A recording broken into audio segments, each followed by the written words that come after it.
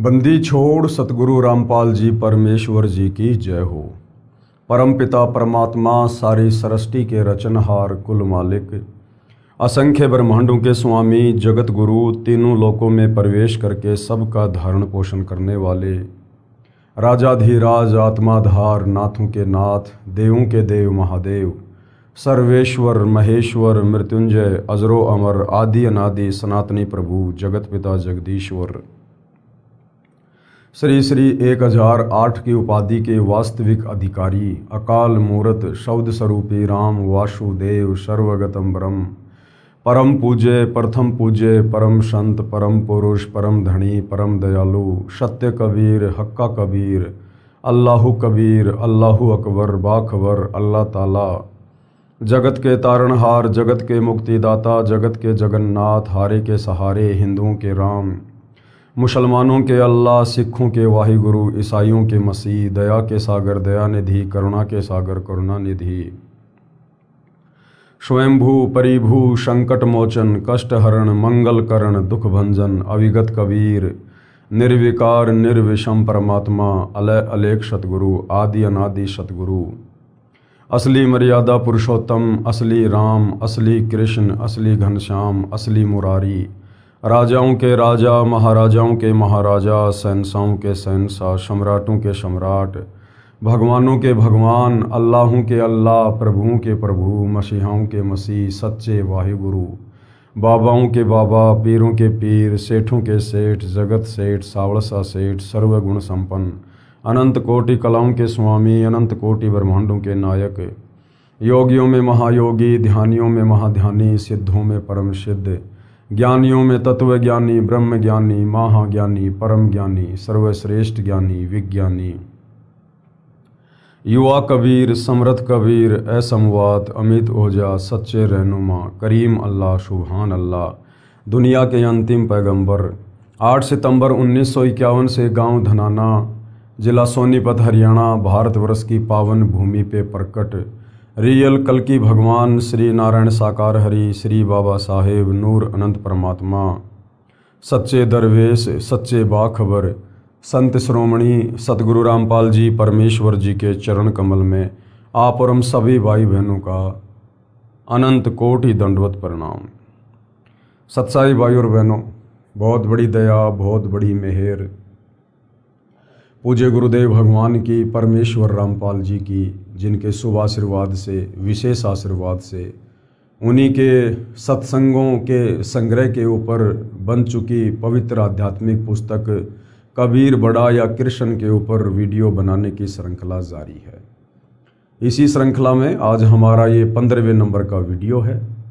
इस पवित्र पुस्तक कृष्ण बड़ा या कबीर, इसके प्रत्येक वीडियो से हमें अध्यात्म को लेकर, शास्त्र अनुकूल साधना को लेकर, भक्ति और भगवान को लेकर, धार्मिक अनुष्ठानों को लेकर विशेष जानकारी उपलब्ध हो रही है। भाई और बहनों, ये पवित्र पुस्तक हिंदू समाज से जुड़ी परमात्मा प्रेमी आत्माओं के लिए किसी वरदान से कम नहीं है। जो हमारे नादान तत्व ज्ञानहीन धर्म गुरु हमें सदियों से शास्त्र अनुकूल साधना प्रदान नहीं कर सके, वो शास्त्र अनुकूल सत भक्ति अब परम पूज्य परमेश्वर सतगुरु रामपाल जी ने पूरे विश्व के मानव समाज के कल्याण के लिए सार्वजनिक कर दी है। अब यदि आवश्यकता है तो परम पूज्य सतगुरु रामपाल जी के सत्संगों को ध्यान पूर्वक सुनकर, उनसे उपदेश प्राप्त करके अपनी आत्मा का कल्याण करवाने की है। ये मनुष्य जन्म भाई और बहनों, 184 योनियां भोगने के बाद परमेश्वर अपने तरफ से एक विशेष तोहफे के रूप में देते हैं और कहते हैं कि मानव जन्म पाए कै जो नहीं रटे हरि नाम, जैसे कुआं जल बिना फिर बनवाया क्या काम। ये मनुष्य जन्म हमें सिर्फ और सिर्फ आत्मा का कल्याण करवाने के लिए ही मिलता है, क्योंकि इस मनुष्य शरीर में जो विशेष सुविधा और विशेष बुद्धि हमें परमेश्वर के द्वारा प्रदान की जाती है, सोचने की, समझने की, काम धंधा करने की, विचार विमर्श करने की, आपस में प्यार प्रेम भाईचारे के साथ रहने की, सुख दुख में एक दूसरे का साथ देने की, और सबसे बड़ी बात भक्ति और भगवान को पहचानने की। और ऊपर से वो परमेश्वर हमें तत्वदर्शी संत के रूप में आकर तत्व ज्ञान प्रदान कर देते हैं। हमें एक प्रकार से अंधेरे में साफ साफ रास्ता देखने के लिए टॉर्च प्रदान कर देते हैं। और उसके बावजूद भी यदि हम इस मनुष्य जन्म से परमात्मा की प्राप्ति नहीं करते हैं, मोक्ष प्राप्ति नहीं करते हैं, तो भाई और बहनों, हम फिर से लंबे समय के लिए, युगों युगों के लिए 184 योनियों में चले जाते हैं। तो आज मौका दिया है हमें परम अक्षर ब्रह्म परमपिता परमेश्वर कबीर देव जी ने।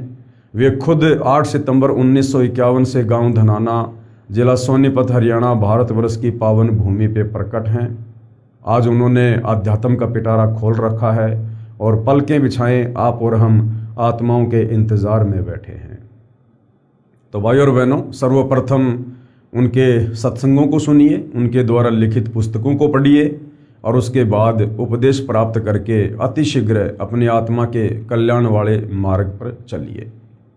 अब उसके लिए भाई और बहनों, ये पवित्र पुस्तक कबीर बड़ा या कृष्ण, अगर आपने इस पवित्र पुस्तक को निष्पक्ष होकर, रुचि लेकर यदि ध्यान से पढ़ लिया और समझ लिया, तो भाई और बहनों, आपको सब कुछ क्लियर हो जाएगा कि वास्तव में एक पूर्ण परमात्मा कौन है। जिस पूर्ण परमात्मा ने ब्रह्मा विष्णु महेश को भी बनाया, 33 करोड़ देवी देवताओं को बनाया, दुर्गा को बनाया, इस काल ब्रह्म को बनाया, अक्षर पुरुष को बनाया, सकल सृष्टि को रचा और तीनों लोकों में प्रवेश करके सबका धारण पोषण कर रहे हैं, वो एक परमेश्वर कौन है, जिसकी तलाश इस आत्मा को युगों युगों से रही है। आज भाई और बहनों, हमारी वो तलाश समाप्त हो जाएगी यदि हमने ध्यानपूर्वक इस पवित्र पुस्तक को पढ़ लिया। तो भाई और बहनों, इस पवित्र पुस्तक कबीर बड़ा या कृष्ण पर जो विशेष विषय चल रहा है वो है जनता की अदालत में प्रश्नोत्तरी। यानी जनता की अदालत यानी हिंदू समाज, और जनता की अदालत में जज भी जनता ही है, क्योंकि जनता शिक्षित है, पढ़ी लिखी है, अपनी आंखों से अपने ही पवित्र धर्मशास्त्रों में लिखी सच्चाई को देखकर निर्णय कर सकती है। मुकदमा है कि सबसे बड़ा भगवान कौन, कबीर बड़ा या कृष्ण। एक तरफ श्री कृष्ण और विष्णु जी के वकील साहिबानों के रूप में हिंदू समाज के सर्व धर्मगुरु आचार्य शंकराचार्य खड़े हैं, तो दूसरी तरफ कबीर जी के वकील के रूप में परम पूज्य सतगुरु रामपाल जी खड़े हुए हैं। और जो जो प्रश्न श्री कृष्ण उर्फ विष्णु को परमेश्वर कहने को लेकर श्री कृष्ण जी के वकील हिंदू धर्मगुरुओं ने अदालत में रखे थे, उन सभी प्रश्नों का प्रमाणित जवाब हिंदू धर्म ग्रंथों को आधार बनाकर सतगुरु रामपाल जी ने जनता की अदालत में जनता के सामने पेश कर दिए और ये साबित कर दिया कि श्री कृष्ण उर्फ विष्णु ये पूर्ण परमात्मा नहीं है, ये अविनाशी नहीं है, अजरो अमर नहीं है, ये नाशवान है। इनका जन्म होता है, मृत्यु होती है, इनके माता पिता हैं, इनकी माँ दुर्गा है और इनका पिता काल भगवान है। और ब्रह्मा विष्णु महेश इन तीनों देवताओं की भक्ति से पूर्ण मुक्ति नहीं हो सकती। देवी दुर्गा और ब्रह्म की भक्ति से भी पूर्ण मोक्ष नहीं है। उसके बाद जनता अध्यात्म में रुचि लेने लगी और श्री कबीर देव जी के वकील सतगुरु रामपाल जी से जनता की अदालत में जनता अध्यात्म को लेकर तरह तरह के सवाल करने लगी और प्रत्येक सवाल का सतगुरु रामपाल जी प्रमाणित जवाब दे रहे हैं। इसी प्रश्नोत्तरी में आज का हमारा जो विषय है वो ये है कि चारों वेदों में, पवित्र गीता जी में और 18 पुराणों में ये पितृ पूजना, श्राद्ध निकालना, भूत पूजा करना, पाखंड पूजा करना, देवी देवताओं की पूजा करना, ये बिल्कुल मना है। तो जनता बहुत ध्यानपूर्वक सुन रही है और कबीर जी के वकील सतगुरु रामपाल जी सच्चाई उन्हीं धर्म ग्रंथों को सामने रखकर बता रहे हैं। गीता, वेदों व पुराणों में भी पितृ व भूत पूजा मोक्षदायक नहीं है। ये भूत पूजा क्या है, ये पितृ पूजा क्या है? जो हम अपने पूर्वजों के श्राद्ध निकालते हैं, उनकी समाधि पूजते हैं, 12वीं और 13वीं करते हैं, इसको कहते हैं भूत पूजा, पितृ पूजा, जो शास्त्रों के विरुद्ध है। इसका प्रमाण देखिए, श्री कृष्ण जी के वकील साहिबान कहते हैं कि हम श्राद्ध करते तथा करवाते हैं, जबकि गीता अध्याय 9 श्लोक 25 में कहा है कि जो पितरों की पूजा करते हैं वे पितरों को प्राप्त होते हैं। यानी मोक्ष नहीं होता, वो अपने पूर्वजों के पास चले जाते हैं, यानी वो पितर योनि प्राप्त करके पितरलोक में जाएंगे। और पितरलोक में कितने कष्ट हैं, अरे कष्ट हैं तभी तो हम उनको भोजन यहाँ से भेज रहे हैं धर्म गुरुओं के कहने पर।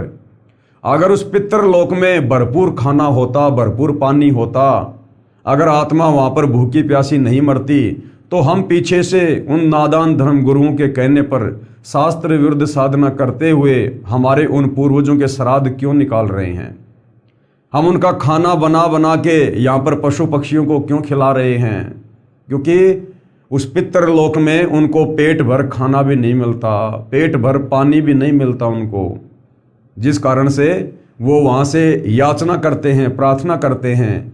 और ये हमारे नादान धर्म गुरु फिर आप और हमारे से श्राद्ध निकलवाते हैं। मोक्ष नहीं होगा पितृ पूजा से। जो भूत पूजते हैं, भूत पूजना यानी समाधि पूजना, 12वीं 13वीं ये पिंड भरना, जो भूत पूजते हैं वे भूतों को प्राप्त होंगे, भूत बनेंगे वो, यानी भूत बनेंगे। श्राद्ध करना और ये पितृ पूजा तथा भूत पूजा है। श्राद्ध करना क्या है? पितृ पूजा और भूत पूजा है। 13वीं क्रिया करना, वर्षी करना, शमशान घाट से शेष बची हड्डियों के अवशेष उठाकर गंगा में प्रवाह करना व पुरोहितों से प्रवाह करवाना आदि आदि सब ये पितृ तथा भूत पूजा है। कहने का अर्थ है भाइयों और बहनों, इन नादान धर्म गुरुओं के बहकावे में आकर गीता, वेद और पुराणों के विपरीत हमारे पूर्वजों ने जो शास्त्रों के विरुद्ध भक्ति साधना की, उसके चलते मरने के बाद वो पितृ योनि में चले गए, भूत योनि में चले गए।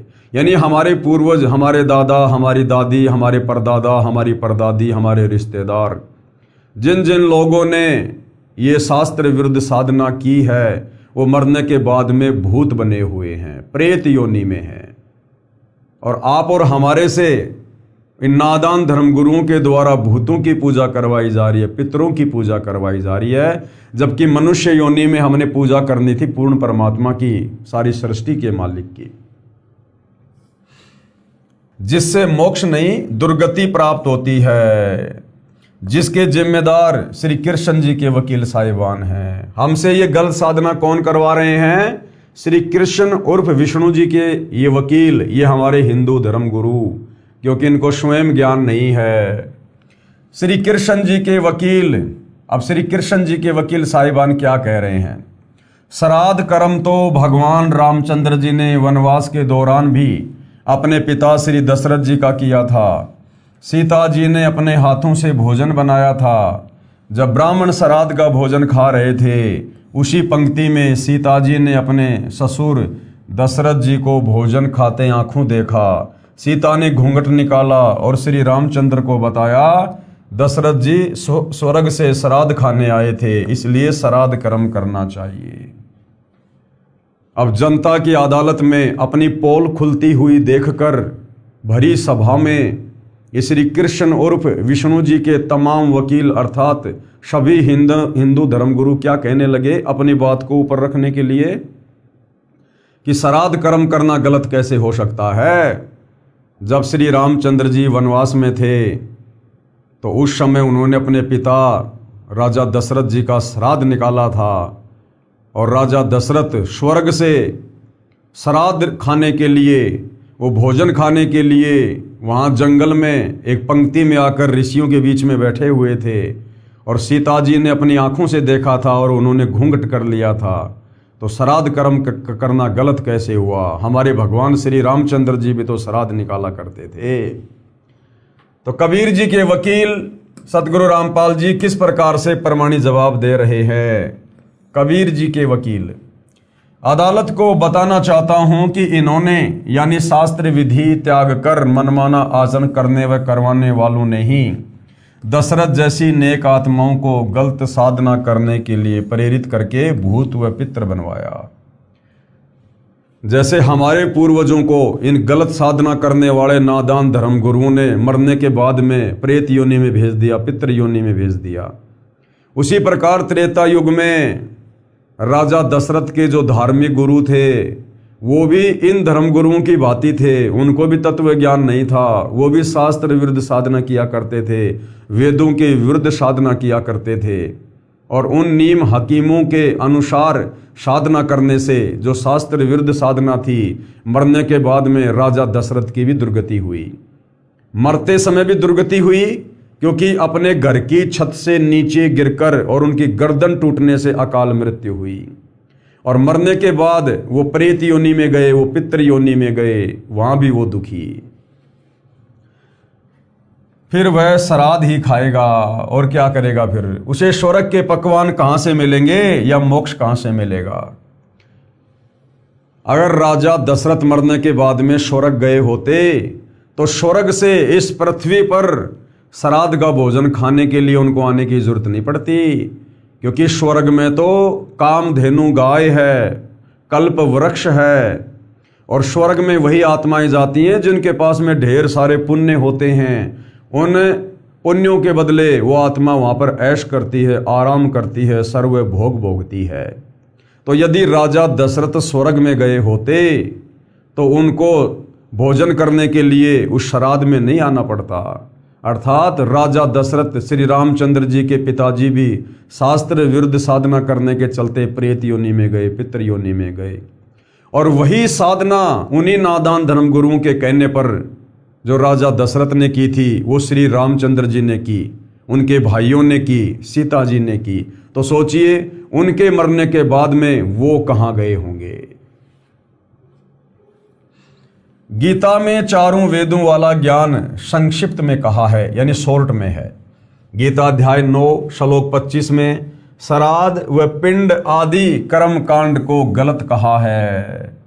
हम एक तरफ तो कहते हैं कि हम हिंदू हैं और ये पवित्र गीता जी हमारा सर्वश्रेष्ठ धर्म ग्रंथ है, और पवित्र गीता जी अध्याय 9 श्लोक नंबर 25 में ये पिंड निकालना, श्राद्ध करना, ये सब मना किया हुआ है कि भूत पूजोगे तो भूत बनोगे, पितृ पूजोगे तो तुम पितृ बनोगे, देवताओं को पूजोगे तो देवताओं के लोक में जाओगे, और ये काल ब्रह्म कह रहा है कि मेरी पूजा करोगे तो मेरे लोक में आओगे। तो गीता जी हमें जिन साधनाओं को करने के लिए मना कर रही है, जिन क्रियाओं को करने के लिए मना कर रही है, यदि हम उनके विपरीत क्रिया करेंगे तो हम शास्त्रों के विरुद्ध साधना कर रहे हैं। और गीता अध्याय 16 श्लोक नंबर 23 के अनुसार जो व्यक्ति शास्त्र विधि को त्याग कर मनमाना आचरण यानी भक्ति क्रिया करते हैं उनको ना गति होती है, ना उनको कोई सिद्धि प्राप्त होती है, और इसी प्रकार से अपना जीवन व्यर्थ करके वो आत्माएं चली जाती हैं।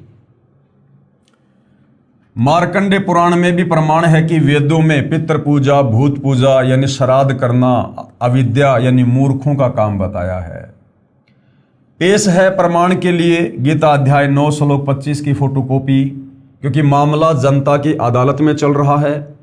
एक तरफ श्री कृष्ण जी के वकील खड़े हैं और दूसरी तरफ कबीर जी के वकील सतगुरु रामपाल जी। तो वही जनता की अदालत में प्रमाण दिखाने अति आवश्यक होते हैं कि वास्तव में ये जो श्राद्ध निकालना है, समाधि पूजना है, 12वीं करना, 13वीं करना, पिंड भरना, ये पितृ पूजा है, ये भूत पूजा है, और इस पूजा को करने के चलते हम अंत में शरीर त्यागने के बाद दुर्गति को प्राप्त होंगे। हम भूत बनकर घूमेंगे, हम प्रेत बनकर घूमेंगे। ये हमारा पवित्र ग्रंथ गीता जी कह रहा है। ये देखिएगा अध्याय 9 श्लोक नंबर 25 की फोटोकॉपी आप जियों के सामने है। हाथ कंगन को आरसी क्या, पढ़े लिखे को फारसी क्या। यान्ति देवव्रता देवान पितरन यान्ति पितृव्रंता भूतानि यान्ति भूतेजा यान्ति मद्याजिन अपि माम। क्या कहा है? देवताओं को पूजने वाले देवताओं को प्राप्त होते हैं। जो ब्रह्मा विष्णु महेश की पूजा करते हैं या अन्य देवी देवताओं की पूजा करते हैं, वो मरने के बाद क्या होगा? वो इन देवताओं के लोक में जाएंगे, और इन देवताओं के लोक में जाकर वो देवता नहीं बनेंगे, वहां पर नौकर बनेंगे, वो गण बनेंगे। और अपना वो पुण्य वहाँ पर खर्च करके फिर वापस जन्म मरण में आएंगे, लक 84 में आएंगे और नरक में जाएंगे। और पितरों को पूजने वाले पितरों को प्राप्त होंगे। अब ये जो श्राद्ध वगैरह निकालते हैं ये पितृ पूजा है। तो श्राद्ध निकालने वाले मरने के बाद कहाँ जाएंगे? वो तो देवताओं के लोक में भी नहीं जाएंगे, क्योंकि वो तो श्राद्ध निकाल के समाधि पूज के कर्म कांड कर करके वो तो भूत पूजा कर रहे हो, तो पितृ पूजा कर रहे हैं। तो वो अपने पूर्वजों के पास जाएंगे जो भटक रहे हैं भूखे प्यासे। भूतों को पूजने वाले भूतों को प्राप्त होते हैं। जो पिंडदान वगैरह करते हैं वो भूत पूजा है। और मेरा पूजन करने वाला भगत मुझको ही प्राप्त होता है। काल ब्रह्म कह रहा है, गीता ज्ञानदाता ये ज्योति निरंजन, कि मेरी पूजा करने वाला मुझे प्राप्त होता है।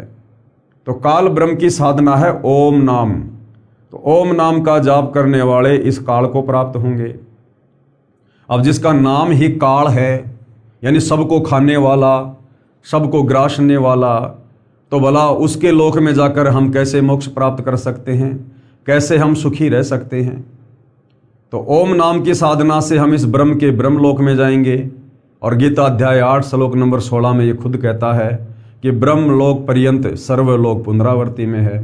तो ब्रह्मलोक में गया हुआ साधक भी लौटकर वापस संसार में जन्म और मरण में आता है। यानी पूर्ण मुक्ति 21 ब्रह्मांड में, 21 ब्रह्मांड के स्वामी काल निरंजन ज्योति निरंजन की भक्ति से भी नहीं है। इसलिए मेरे भक्तों का पुनर्जन्म नहीं होता, ये बात गलत लिखी हुई है। ये हमारे अनुवादकर्ताओं की गलती है, क्योंकि ये गीता ज्ञानदाता ये बात कह ही नहीं सकता कि मेरे भक्तों का कभी पुनर्जन्म नहीं होता। क्योंकि आपने देखा इसी पवित्र गीता में, ये गीता ज्ञान देने वाला ब्रह्म काल, ये खुद गीता अध्याय 2 श्लोक नंबर 12 में, गीता अध्याय 10 श्लोक नंबर 2 में, गीता अध्याय 4 श्लोक नंबर 5 और 9 में ये खुद स्वीकार कर रहा है कि अर्जुन तेरे और मेरे बहुत जन्म हो चुके हैं, तू नहीं जानता, मैं जानता हूं। ये राजा लोग, ये सेना, तू और मैं, हम पहले भी थे, आज भी हैं, आगे भी होंगे। अर्थात हम जन्मते और मरते हैं। फिर भला ये कैसे कह सकता है? इसलिए मेरे भक्तों का पुनर्जन्म नहीं होता। जब ये खुद ही जन्म और मरण में है तो इसके भक्तों का जन्म मरण का रोग कैसे समाप्त होगा, कैसे कटेगा? तो ये गीता अनुवादकों ने अनुवाद में गलती की है, क्योंकि इनको तत्व ज्ञान नहीं था और ये श्री कृष्ण उर्फ विष्णु से ऊपर किसी को परमात्मा नहीं मानते थे। तो घुमा फिरा के इन्होंने श्री कृष्ण जी के ऊपर ही टोपी पहना दी। देखिएगा, यह अनुवाद श्री जयदयाल गोविंदका जी का किया हुआ गीता प्रेस गोरखपुर से प्रकाशित है। इसमें लिखा है कि इसलिए मेरे भक्तों का पुनर्जन्म नहीं होता, ये गलत लिखा हुआ है। ये जो लिखा हुआ ना कि इसलिए मेरे भक्तों का पुनर्जन्म नहीं होता, तो ये यहां पर गलत लिखा हुआ है। प्रथम तो मूल पाठ में ऐसा कोई शब्द नहीं है जिसका अर्थ ये बनता हो। दूसरा, गीता ज्ञान देने वाले ने गीता अध्याय 2 श्लोक 12 में, गीता अध्याय 4 श्लोक 5 में और गीता अध्याय 10 श्लोक 2 में स्पष्ट किया है कि मेरा पुनर्जन्म होता है। जब गीता ज्ञानदाता काल ब्रह्म खुद स्वीकार कर रहा है कि मेरा पुनर्जन्म होता है, तो बताओ फिर भाई गीता अध्याय 9 श्लोक नंबर 25 में क्यों कहेगा कि मेरे भक्तों का पुनर्जन्म नहीं होता? जब भगवान का पुनर्जन्म हो रहा है गीता ज्ञानदाता का, तो उसके भक्तों का पुनर्जन्म नहीं होगा, ये बात जमने वाली नहीं है। ये तो बार बार जन्मता और मरता है। जब गीता ज्ञानदाता स्वयं जन्मता मरता है, तो पुजारी का जन्म मरण कैसे समाप्त हो सकता है? ये सोचने की बात है। श्री कृष्ण जी के वकील साहिबानों यानी हिंदू धर्म गुरुओं ने जनता को झूठा ज्ञान बताकर भ्रमित कर रखा है। ये वर्तमान में जितने भी संत, महंत, मंडलेश्वर, आचार्य, शंकराचार्य हैं, इन सब ने भोली भाली हिंदू धर्म की जनता को गुमराह करने का ठेका लिया हुआ है और अनमोल मानव जन्म बर्बाद करवा रहे हैं। क्योंकि ये मनुष्य जन्म सिर्फ और सिर्फ शास्त्र अनुकूल साधना करके, और शास्त्र अनुकूल साधना मिलेगी तत्वदर्शी संत की शरण में। क्योंकि हमारे जो धर्म ग्रंथ हैं, पवित्र वेद और गीता, ये अध्यात्म का संविधान है। और गीता अध्याय 4 श्लोक नंबर 34 में गीता ज्ञानदाता खुद कह रहा है कि यदि परमेश्वर की प्राप्ति करनी है, पूर्ण मोक्ष प्राप्त करना है, तो अर्जुन किसी तत्वदर्शी संत की खोज कर ले और उस तत्वदर्शी संत के बताए अनुसार साधना कर, फिर तेरा जन्म मरण समाप्त होगा। तो भाई और बहनों, गीता ज्ञानदाता से बढ़ के ज्ञान तो हिंदू समाज के गुरुओं को नहीं हो सकता ना। और ये हमारे नादान धर्म गुरु हमसे इन वेद शास्त्रों के अनुसार भक्ति नहीं करवा रहे। ये अपना मनमाना आचरण जो इन्होंने पीढ़ी दर पीढ़ी अपने गुरुओं से स्वीकार किया है, वो आप और हमारे ऊपर थोप दिया जो क्या त्यों। लेकिन गीता जी क्या कह रही है? यदि हम शास्त्रों के अनुसार साधना करेंगे तो हम मुक्ति को प्राप्त होंगे।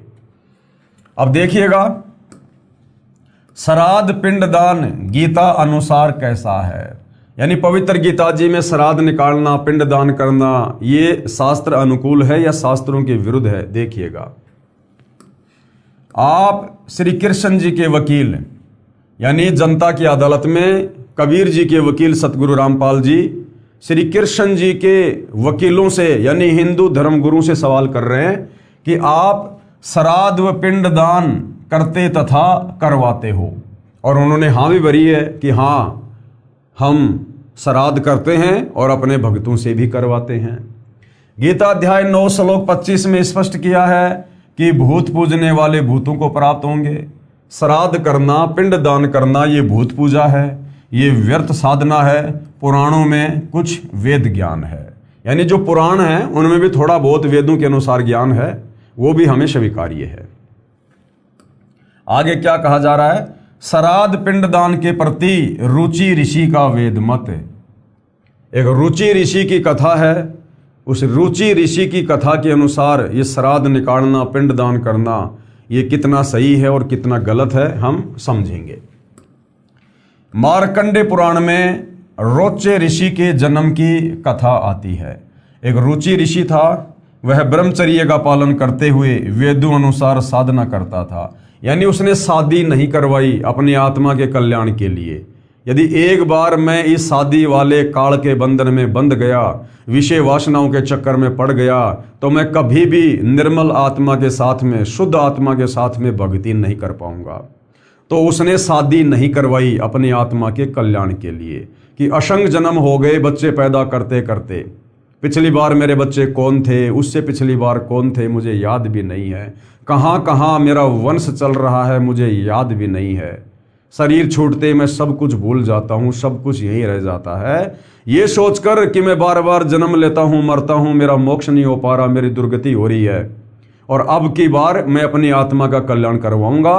भक्ति के अलावा और किसी भी प्रकार का सांसारिक झंझट अपने गले में नहीं डालूंगा। ये सोचकर उसने शादी नहीं करवाई, अर्थात विवाह नहीं करवाया था। रुचि ऋषि के पिता, दादा और परदादा तथा तीसरे दादा सब भूत योनि में भूखे प्यासे भटक रहे थे। और रुचि ऋषि के दादा परदादा एक नंबर के ब्राह्मण थे, एक नंबर के पंडित थे, वो वेदों के ज्ञाता। और मरने के बाद वो वेदों के ज्ञाता भी भूत बने फिरे, पितृ योनि में गए।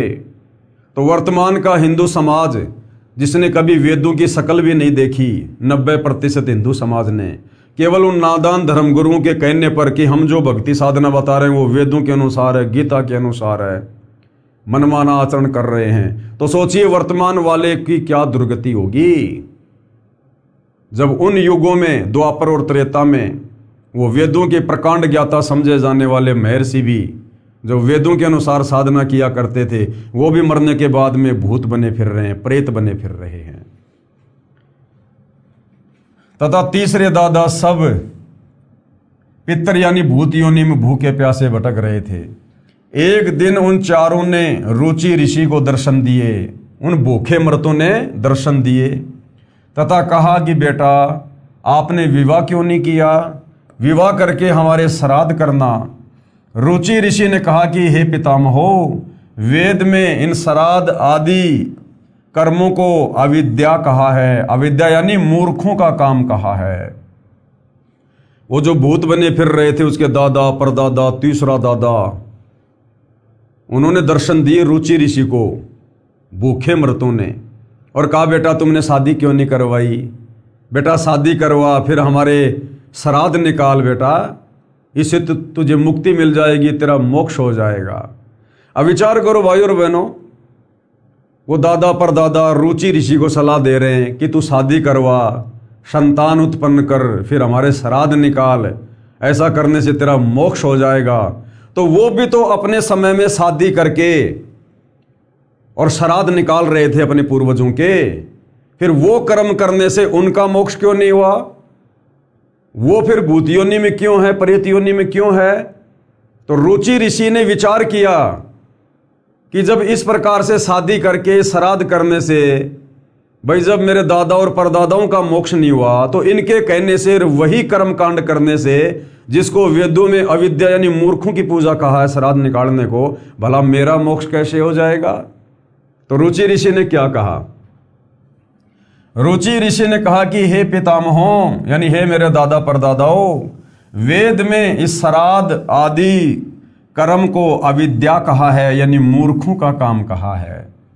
फिर आप मुझे इस कर्म को करने को क्यों कह रहे हो?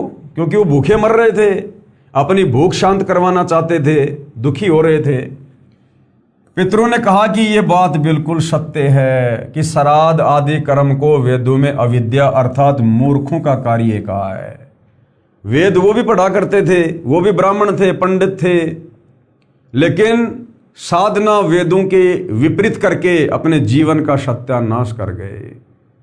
तो कह रहे हैं कि बेटा रुचि बात तो तेरी सही है, ये श्राद्ध निकालना, पिंडदान करना, ये वेदों में अविद्या कहा गया है, ये मूर्खों की पूजा कहा गया है। पितरों ने कहा कि ये बात बिल्कुल सत्य है कि श्राद्ध आदि कर्म को वेदों में अविद्या अर्थात मूर्खों का कार्य ही कहा है। पितरों ने यह भी कहा है कि बेटा तुम जिस मार्ग पर चल रहे हो यह मोक्ष का मार्ग है। ये बेटा रुचि, तो ये श्राद्ध वगैरह ना करके, ये पिंडदान वगैरह ना करके, और जो वेदों के अनुसार जो साधना कर रहा है ना बेटा, ये वास्तव में मोक्ष मार्ग है। वो पितर भी इस बात को स्वीकार कर रहे हैं कि श्राद्ध नहीं निकालने चाहिए। विचार करो, रुचि ऋषि के पूर्वज सब ब्राह्मण यानी ऋषि थे, वेद पढ़ते थे, कर्म कांड वेद विरुद्ध करते थे, लेकिन भक्ति साधना सारी वेदों के विपरीत किया करते थे, जिस कारण से वो प्रेत योनि में गिरे। उन्होंने वेद तो पढ़ रखे थे, इसलिए स्वीकार किया कि वेद में ऐसा ही कहा है।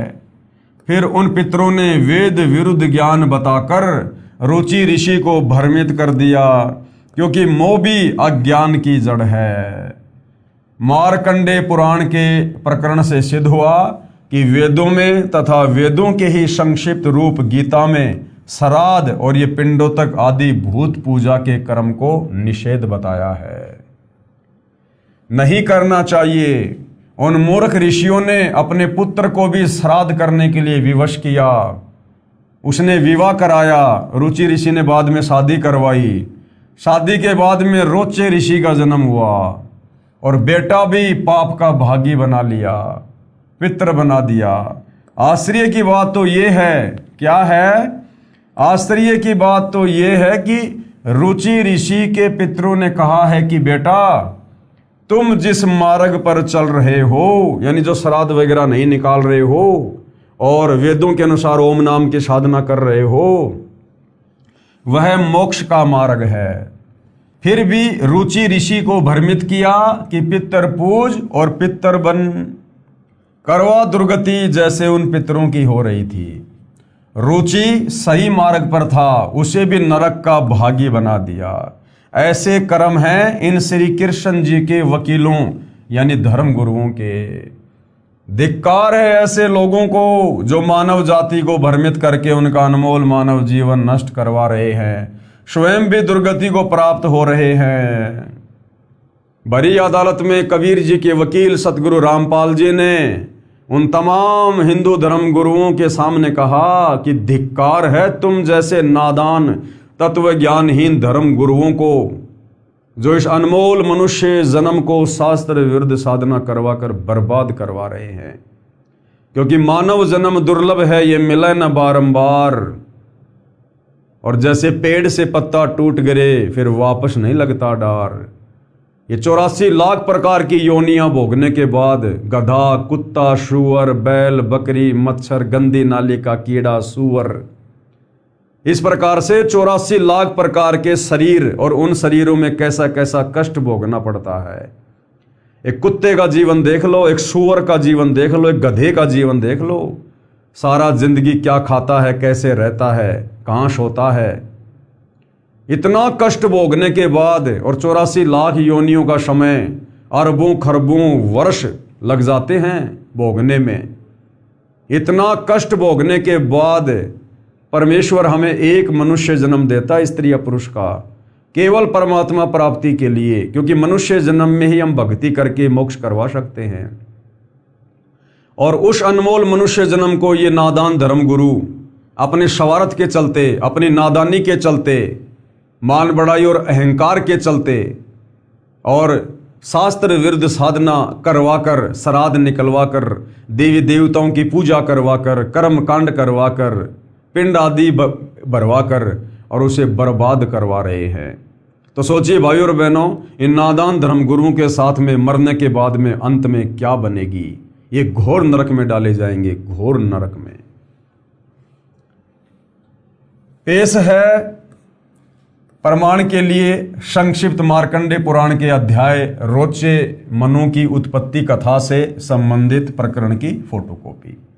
यानी हर बात का, जो बात जनता की अदालत में कबीर जी के वकील सतगुरु रामपाल जी कह रहे हैं, प्रत्येक बात का हिंदू धर्मशास्त्रों से प्रमाण दे रहे हैं, वेदों से, गीता जी से और पुराणों से, ताकि किसी को कोई संशय ना रहे। रोचे मनु की उत्पत्ति कथा। मार्कंडे जी कहते हैं, ब्राह्मण पूर्व काल की बात है। प्रजापति रुचि, ममता और अहंकार से रहित इस पृथ्वी पर विचरते थे। उन्हें किसी से भय नहीं था, वे बहुत कम सोते थे। उन्होंने न तो अग्नि की स्थापना की थी और न ही अपने लिए घर ही बना रखा था। यानी ना तो अपने घर पे भोजन बनाता था, ना उसने कोई शादी वादी करवाई, ना उसने अपना कोई मकान वकान बनवाया। अपनी भगवान की भक्ति करता था, घूमता फिरता था। वे एक बार भोजन करते और बिना आश्रम के ही रहते थे। उन्हें सब प्रकार की आसक्तियों से रहित एवं मनोवृत्ति से रहते देख उनके पितरों ने उनसे कहा। पितर बोले, बेटा, विवाह स्वर्ग और अपवर्ग का हेतु होने के कारण एक पुण्यमय कार्य है। भ्रमित किया उसको कि बेटा शादी करवाना तो बड़ा पुण्य का कार्य है। क्या खाक पुण्य का कार्य है? उसे तुमने क्यों नहीं किया? और गृहस्थ पुरुष समस्त देवताओं, पितरों, ऋषियों और अतिथियों की पूजा करके पुण्यमय लोगों को प्राप्त करता है। अरे तुम थे ना गृहस्थ में, तुम लोगों ने तो शादी करवा रखी थी, तभी तो वो रुचि ऋषि पैदा हुआ होगा। अगर गृहस्थ जीवन जीने से अगर सारे देवी देवता प्रसन्न हो जाते हैं, बड़ा सुख मिलता है, गति हो जाती है, तो अब तुम्हारी दुर्गति क्यों हो रही है जो तुम रुचि को सलाह दे रहे हो? गृहस्थ पुरुष समस्त देवताओं, पितरों, ऋषियों और अतिथियों की पूजा करके पुण्यमय लोगों को प्राप्त होता है, और खुद वो प्रेत बने फिर रहे हैं। वह स्वाहा के उच्चारण से देवताओं को, सवधा के उच्चारण से पितरों को, तथा अन्नदान, बलि, वैश्वदेव आदि से भूत आदि प्राणियों एवं अतिथियों को उनका भाग समर्पित करता है। बेटा, हम ऐसा मानते हैं, हम ऐसा मानते हैं, शास्त्रों में नहीं लिखा।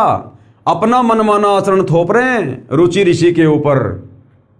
बेटा, हम ऐसा मानते हैं कि गृहस्थ आश्रम को स्वीकार न करने पर तुम्हें इस जीवन में कलेश उठाना पड़ेगा। अरे वो तो बड़ी आराम से रह रहा था, बड़ी शांति से रह रहा था। उसके जीवन में तो कोई दुख नहीं था, कोई कष्ट नहीं था, कोई कलेश नहीं था। लेकिन बाद में इन लोगों ने जबरदस्ती डरा के, धमका के, शादी करवा के जरूर उसके गले में झंझट डाल दिया और कलेश करवा दिया। तथा मृत्यु के बाद और दूसरे जन्म में भी कलेश ही भोगने पड़ेंगे।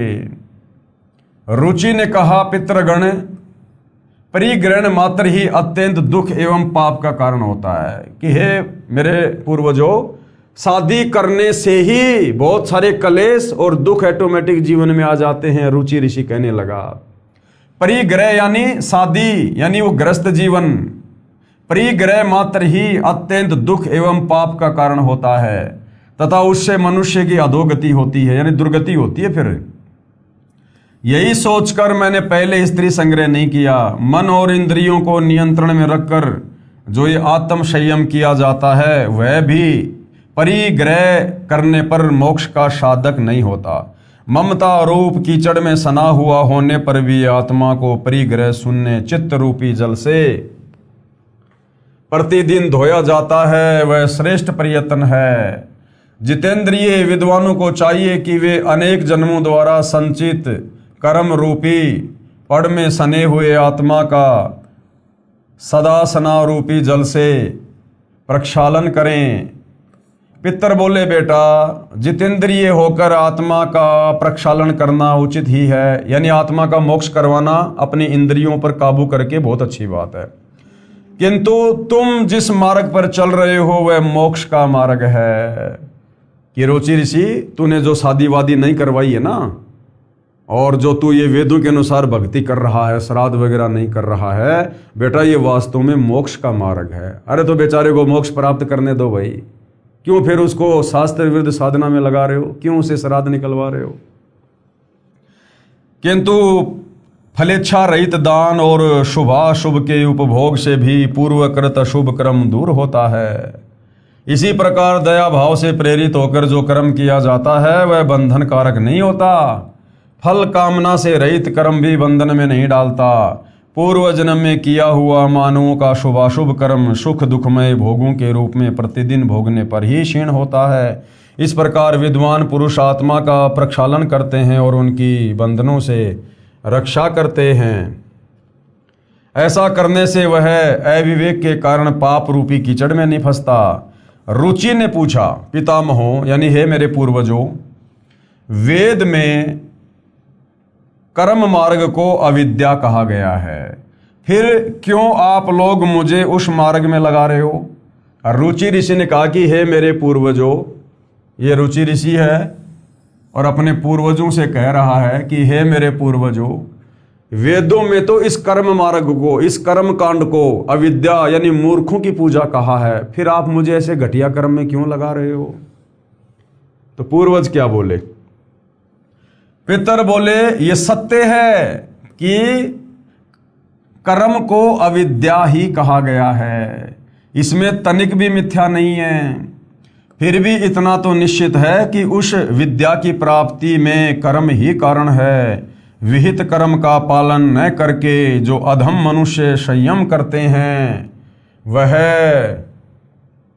संयम अंत में मोक्ष की प्राप्ति नहीं कराता, अपितु अधोगति में ले जाने वाला होता है। वत्स, तुम तो समझते हो कि मैं आत्मा का प्रक्षालन करता हूँ, किंतु वास्तव में तुम शास्त्र विहित कर्मों के न करने के कारण पापों से दग्ध हो रहे हो, यानी उसको डरा रहे हो, उसको भयभीत कर रहे हैं ताकि वो श्राद्ध निकाले और हमारी भूख शांत हो। कर्म अविद्या होने पर भी विधि के पालन द्वारा शोधे हुए विष की भांति मनुष्यों का उपकार करने वाला ही होता है। इसके विपरीत वह विद्या भी विधि की अवहेलना से निश्चय ही हमारे बंधन का कारण बन जाती है। अतः वत्स यानी हे बेटा, तुम विधि पूर्वक स्त्री संग्रह करो। बेटा तू शादी करवा, विषय वासनाओं के चक्कर में पड़ जा, अपना जीवन बर्बाद कर। ऐसा ना हो कि इस लोक का, अब देखिएगा भाई और बहनों, आन उपासना करना व्यर्थ है। ये सब आन उपासना के अंतर्गत ही आता है। श्राद्ध निकालना, पिंड भरना, समाधि पूजना, ब्रह्मा विष्णु महेश की पूजा करना भी आन उपासना में आता है, क्योंकि गीता में ब्रह्मा विष्णु महेश तक की पूजा करने को भी मना किया गया है। श्री कृष्ण जी के वकील मूर्ति पूजा करने की राय देते हैं, ये काल ब्रह्म द्वारा दिया गलत ज्ञान है जो वेदों व गीता के विरुद्ध साधना होने से व्यर्थ है। सूक्ष्म वेद यानी तत्व ज्ञान में, सूक्ष्म वेद यानी पांचवा वेद, सूक्ष्म वेद में कबीर परमेश्वर जी ने आन उपासना निषेध बताया। उपासना का अर्थ है अपने इष्ट देव के निकट जाना, यानी इष्ट को प्राप्त करने के लिए की जाने वाली तड़फ, दूसरे शब्दों में पूजा करना। आन उपासना वह पूजा है जो शास्त्रों में वर्णित नहीं है। मूर्ति पूजा आन उपासना है। इस विषय पर सूक्ष्म वेद में कबीर साहिब ने इस प्रकार स्पष्ट किया है। कैसे? कबीर, पत्थर पूजे हरि मिले तो मैं पूजूं पहाड़, और इससे तो चक्की बली जो पीस खाए संसार। वेद पढ़े पर भेद न जाने और बाचे पुराण 18, और पत्थर की पूजा करे ये भूल गए सिरजनहारा। शब्दार्थ, किसी देव की पत्थर की मूर्ति बनाकर उसकी पूजा करते हैं जो शास्त्रों के विरुद्ध है, जिससे कुछ लाभ नहीं होता।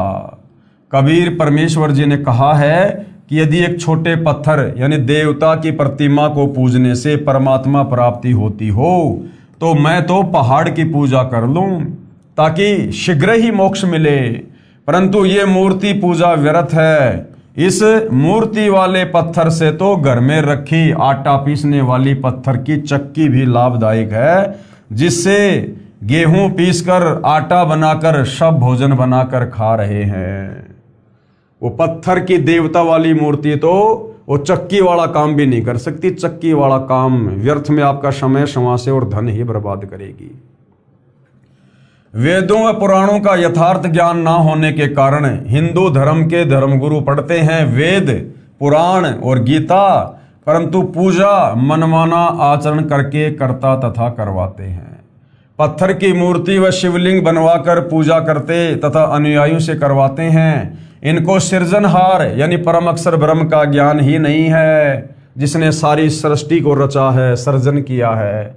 उसको ना पूजकर अन्य देवी देवताओं की पूजा तथा उन्हीं की काल्पनिक मूर्ति पत्थर की बनाकर पूजा का विधान लोकवेद यानी दंत कथा के आधार से बनाकर यथार्थ परमात्मा को भूल गए हैं। उस परमेश्वर यानी तत्व ब्रह्म जो गीता अध्याय 8 श्लोक नंबर 3 में जिस तत्व ब्रह्म का जिक्र है, उस तत्व ब्रह्म यानी परम अक्षर ब्रह्म की भक्ति विधि का भी ज्ञान नहीं है। किनको?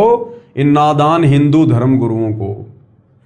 विवेक से काम लेते हैं। क्या कह रहे हैं कबीर जी के वकील सतगुरु रामपाल जी कि थोड़ा विवेक का इस्तेमाल करो। परमात्मा कबीर जी ने समझाने की कोशिश की है कि आप जी को आम का फल खाने की इच्छा हुई। किसी ने आपको बताया कि यह पत्थर की मूर्ति आम के फल की है। आम के फल के ढेर सारे गुण बताए। आप जी उस आम के फल के गुण तो उसको खाकर प्राप्त कर सकते हैं जो आम की मूर्ति पत्थर की बनी है। उससे आम वाला लाभ प्राप्त नहीं कर सकते।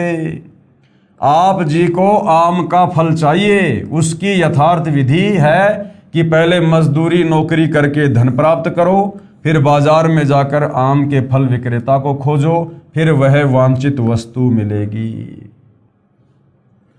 इसी प्रकार जिस भी देव के गुणों से प्रभावित होकर उससे लाभ लेने के लिए आप प्रयत्नशील हैं, उससे लाभ की प्राप्ति उसकी मूर्ति से नहीं हो सकती।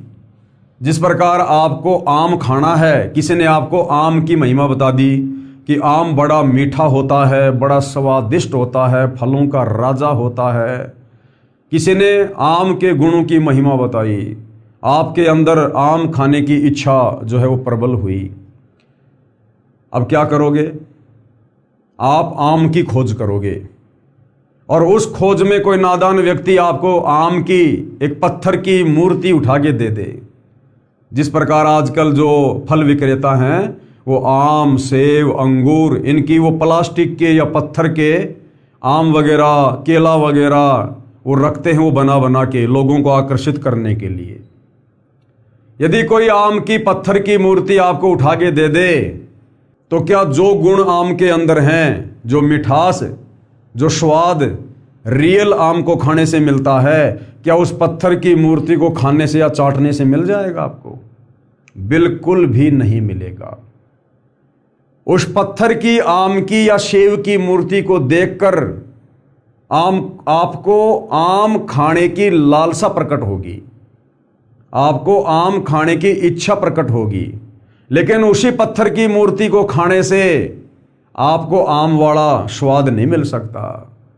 तो इसी प्रकार ये जो देवी देवता हैं, इनकी पत्थर की मूर्तियां हैं, इनके विषय में कोई हमें बताता है कि ये भगवान विष्णु है, ये भगवान फलाना है, और इन्होंने अपने अपने जीवन काल में ऐसे ऐसे कार्य किए, ये इतने बड़े महापुरुष थे। तो उनकी वो कथाएं सुनकर, जो उन्होंने अपने जीवन काल में अच्छे कार्य किए, उन कार्यों की प्रशंसा सुनकर हमारी इच्छा बनेगी कि हम इनकी भक्ति करें, और उस भक्ति के नाम पर कोई हमें उनकी मूर्ति थमा दे और उस मूर्ति की हम पूजा करने लग जाएं, अपने घर पे रख के या मंदिर में रख के, तो उस मूर्ति की पूजा से उस भगवान के गुण ना तो हमारे अंदर आएंगे और ना हमें उस भगवान की भक्ति का कोई लाभ मिलेगा।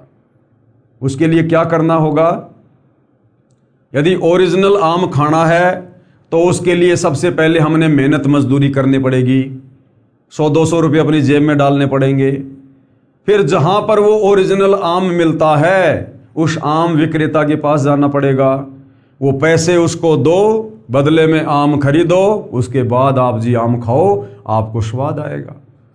तो इसी प्रकार गीता अध्याय 4 श्लोक नंबर 34 के अनुसार कि अर्जुन, यदि तुझे भक्ति का लाभ उठाना है, भक्ति का रस चखना है, परमात्मा प्राप्त करना है, मोक्ष प्राप्त करना है, तो भाई किसी फल विक्रेता यानी तत्वदर्शी संत की खोज कर और उस तत्वदर्शी संत के बताए अनुसार भक्ति साधना कर। उसके बाद तुझे उस परमात्मा की प्राप्ति होगी, उस परमेश्वर की प्राप्ति होगी। उसकी विधि शास्त्रों में वर्णित है, वह अपनाएं तथा मजदूरी यानी साधना करके भक्ति धन संग्रह करें। फिर वृक्ष की शाखा रूपी देव आप जी को मन वांछित फल आपके भक्ति कर्म के आधार से देंगे। ये संसार रूपी वृक्ष की शाखा कौन है? ये ब्रह्मा विष्णु महेश।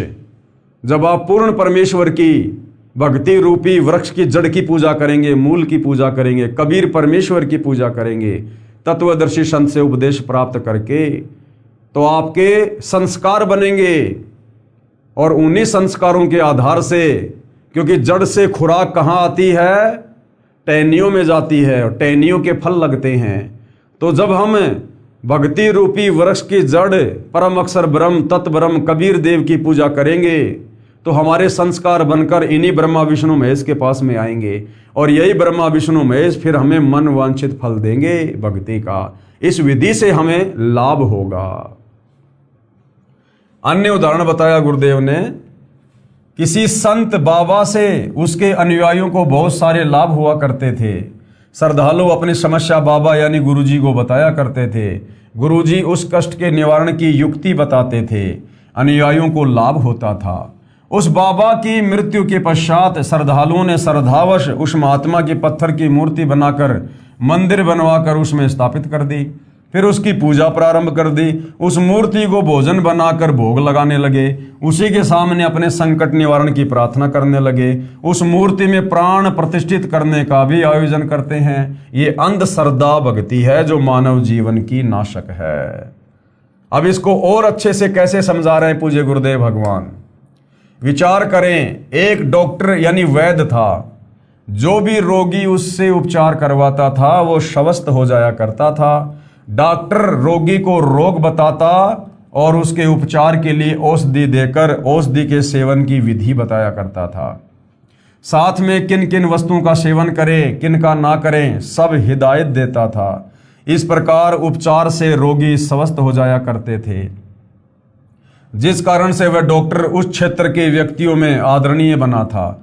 उसकी प्रसिद्धि दूर दूर तक थी। यदि उस डॉक्टर की मृत्यु के पश्चात उसकी पत्थर की मूर्ति बनाकर, मंदिर बनाकर, प्राण प्रतिष्ठित करवाकर स्थापित कर दी जाए, फिर उसके सामने रोगी खड़ा होकर अपने रोग के उपचार के लिए प्रार्थना करे, तो क्या वह पत्थर बोलेगा?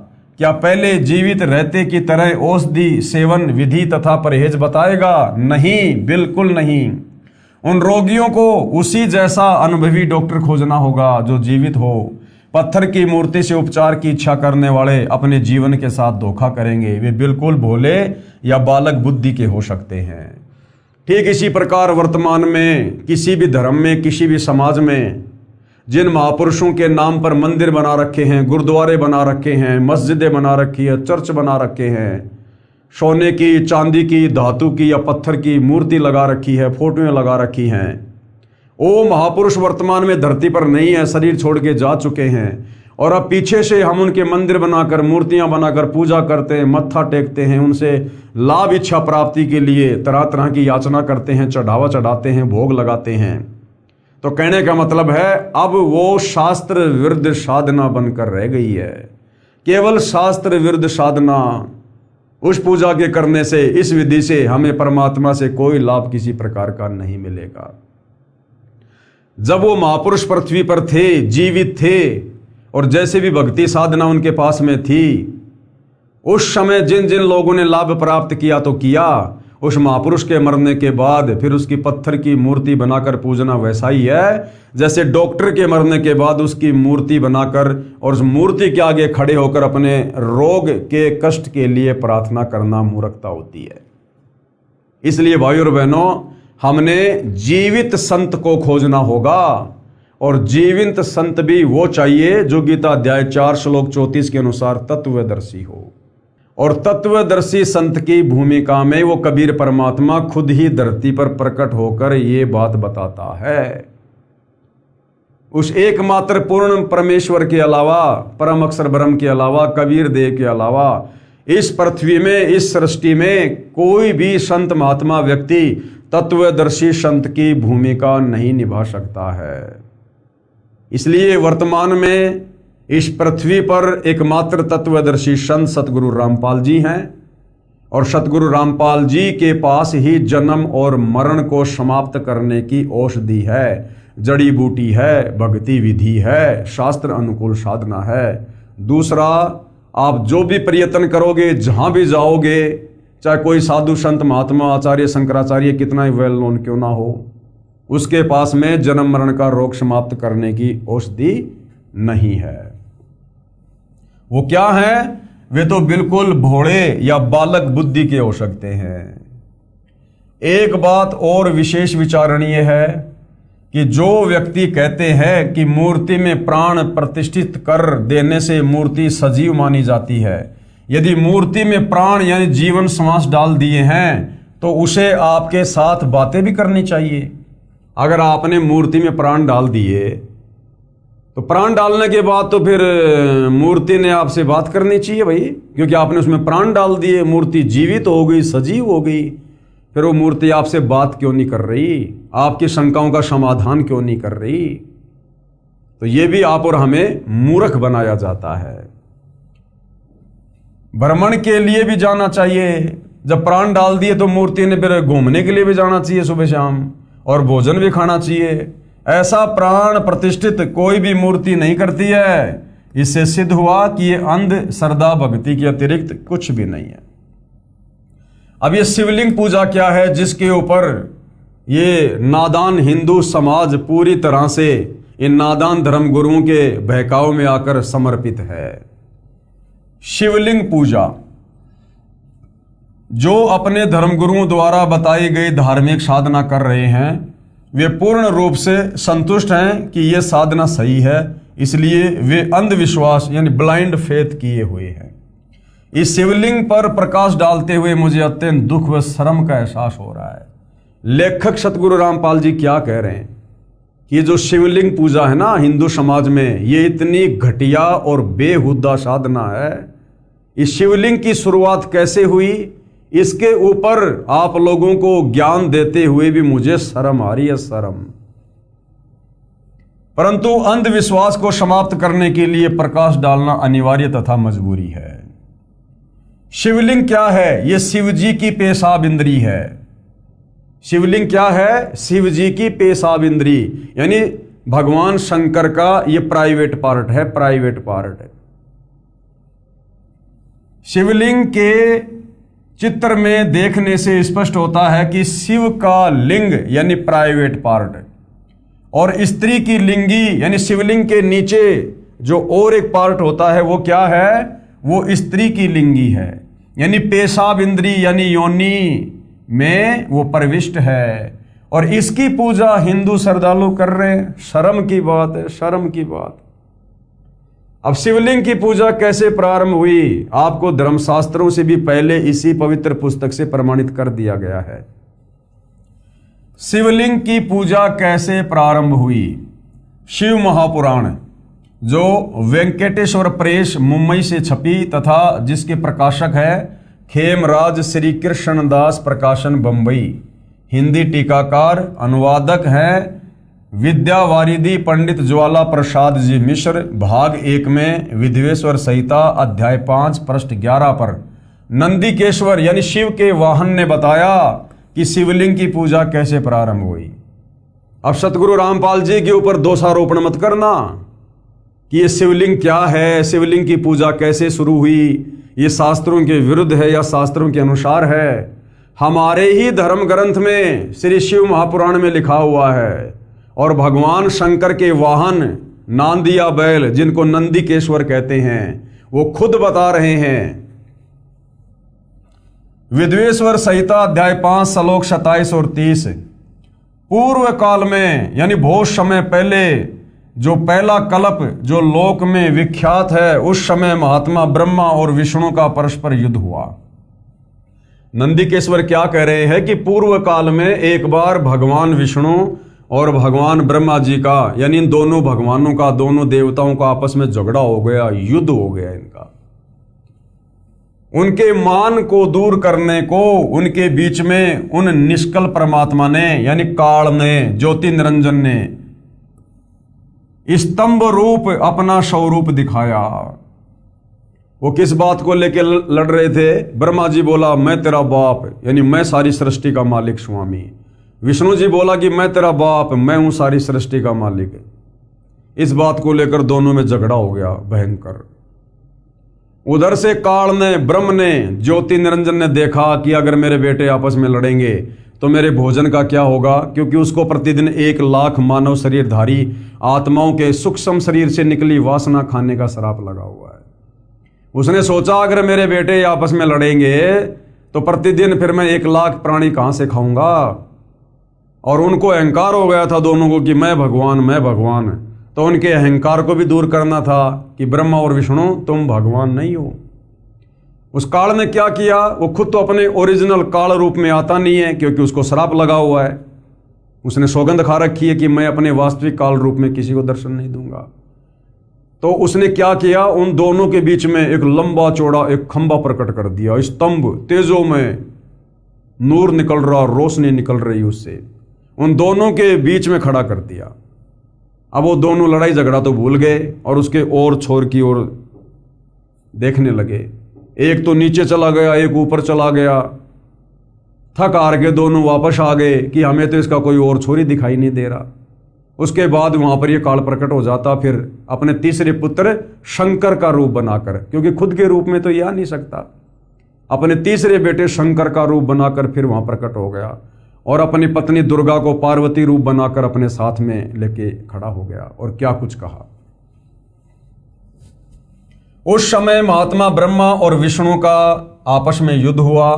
उनके अभिमान को दूर करने को कि मैं भगवान, मैं भगवान, उनके इस अभिमान को दूर करने को उनके बीच में उन निष्कल परमात्मा ने, कौन है ये निष्कल परमात्मा, ये काल ज्योति निरंजन, स्तंभ रूप अपना स्वरूप दिखाया। तब जगत के हित की इच्छा से निर्गुण शिव ने यानी उस काल ने उस तेजोमय स्तंभ से अपने लिंग आकार का स्वरूप दिखाया। उसके बाद उस खंबे को इस काल ने अपने प्राइवेट पार्ट, अपने लिंग के रूप में खड़ा कर दिया, बना दिया। तब जगत के हित की इच्छा से निर्गुण शिव ने उस तेजोमय स्तंभ से अपने लिंग आकार का स्वरूप दिखाया। उसी दिन से लोक में वह निष्कल शिव जी का लिंग विख्यात हुआ। अब जिसको शिवलिंग कहते हैं ना, वो इस त्रिलोकीय शिव जी का प्राइवेट पार्ट नहीं है। वो काल, ये ब्रह्मा विष्णु महेश का पिता जो अपने पुत्रों का रूप बनाकर दर्शन देता रहता है, ये उसकी चालबाजी है, उसका षड्यंत्र है। आप और हमें शास्त्र अनुकूल साधना से नीचे गिराने के लिए, पाखंड फैलाने के लिए, क्योंकि वो नहीं चाहता कि कोई भी प्राणी शास्त्रों के अनुसार साधना करके मेरे 21 ब्रह्मांड से बाहर निकल जाए, मोक्ष करवा ले, क्योंकि आप और हम सब उसका भोजन हैं और अपने भोजन को अपने अधिकार क्षेत्र से बाहर कौन निकलने देगा।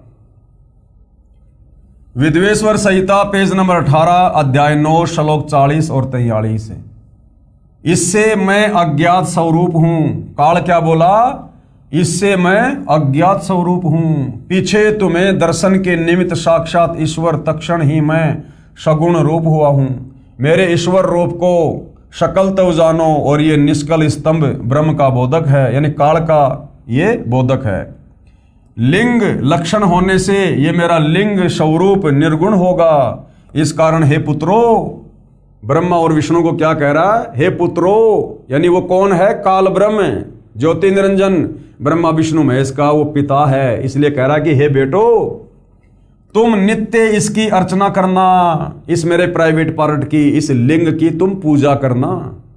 अब विचार करने की बात है भाई और बहनों, जब ब्रह्मा विष्णु महेश भी शिवलिंग की पूजा में अटके हुए हैं, काल साधना में अटके हुए हैं, ब्रह्मा जी पढ़ते हैं वेदों को और पूजा करते हैं शिवलिंग की। क्या वेदों में और गीता में कहीं लिंग पूजना लिखा है कहीं?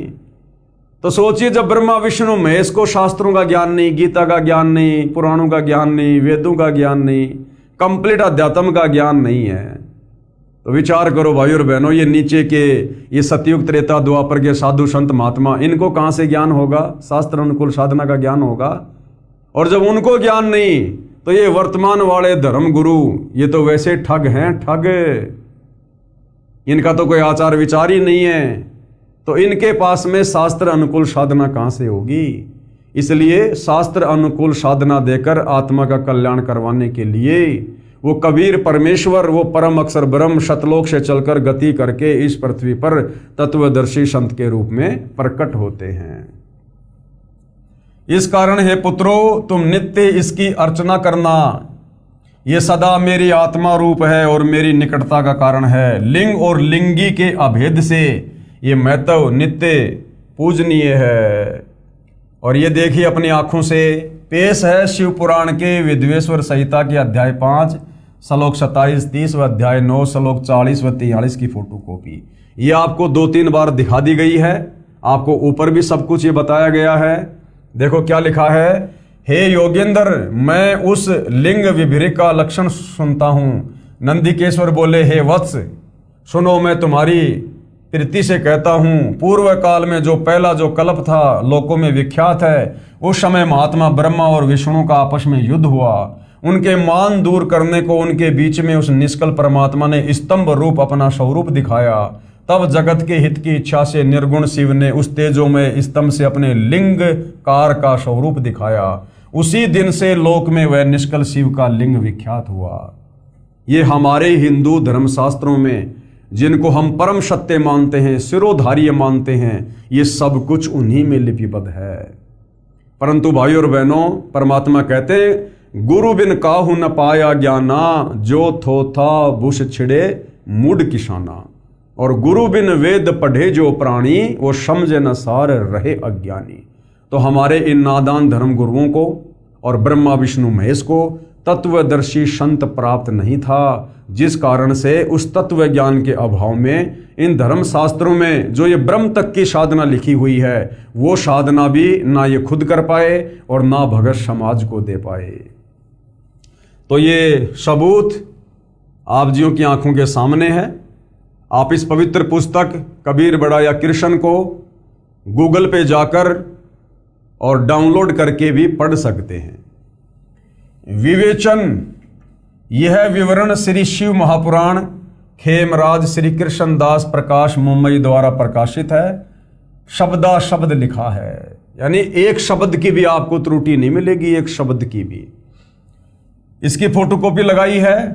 इससे स्पष्ट है कि काल ब्रह्म ने, यानी ज्योति निरंजन ने, ब्रह्मा विष्णु महेश के पिता ने, दुर्गा के पति ने, काल ब्रह्म ने जानबूझकर शास्त्र विरुद्ध साधना बताई है, क्योंकि ये नहीं चाहता कि कोई शास्त्रों में वर्णित साधना करे। इसलिए अपने लिंग यानी गुप्तांग यानी अपने प्राइवेट पार्ट की पूजा करने को कह दिया।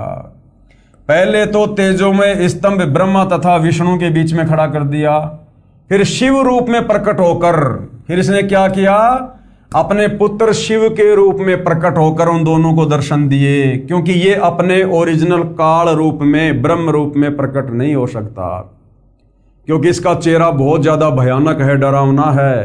पूर्ण परमात्मा कबीर जी की तरफ से आपने सृष्टि रचना पढ़ी, इसको श्राप लगा हुआ है।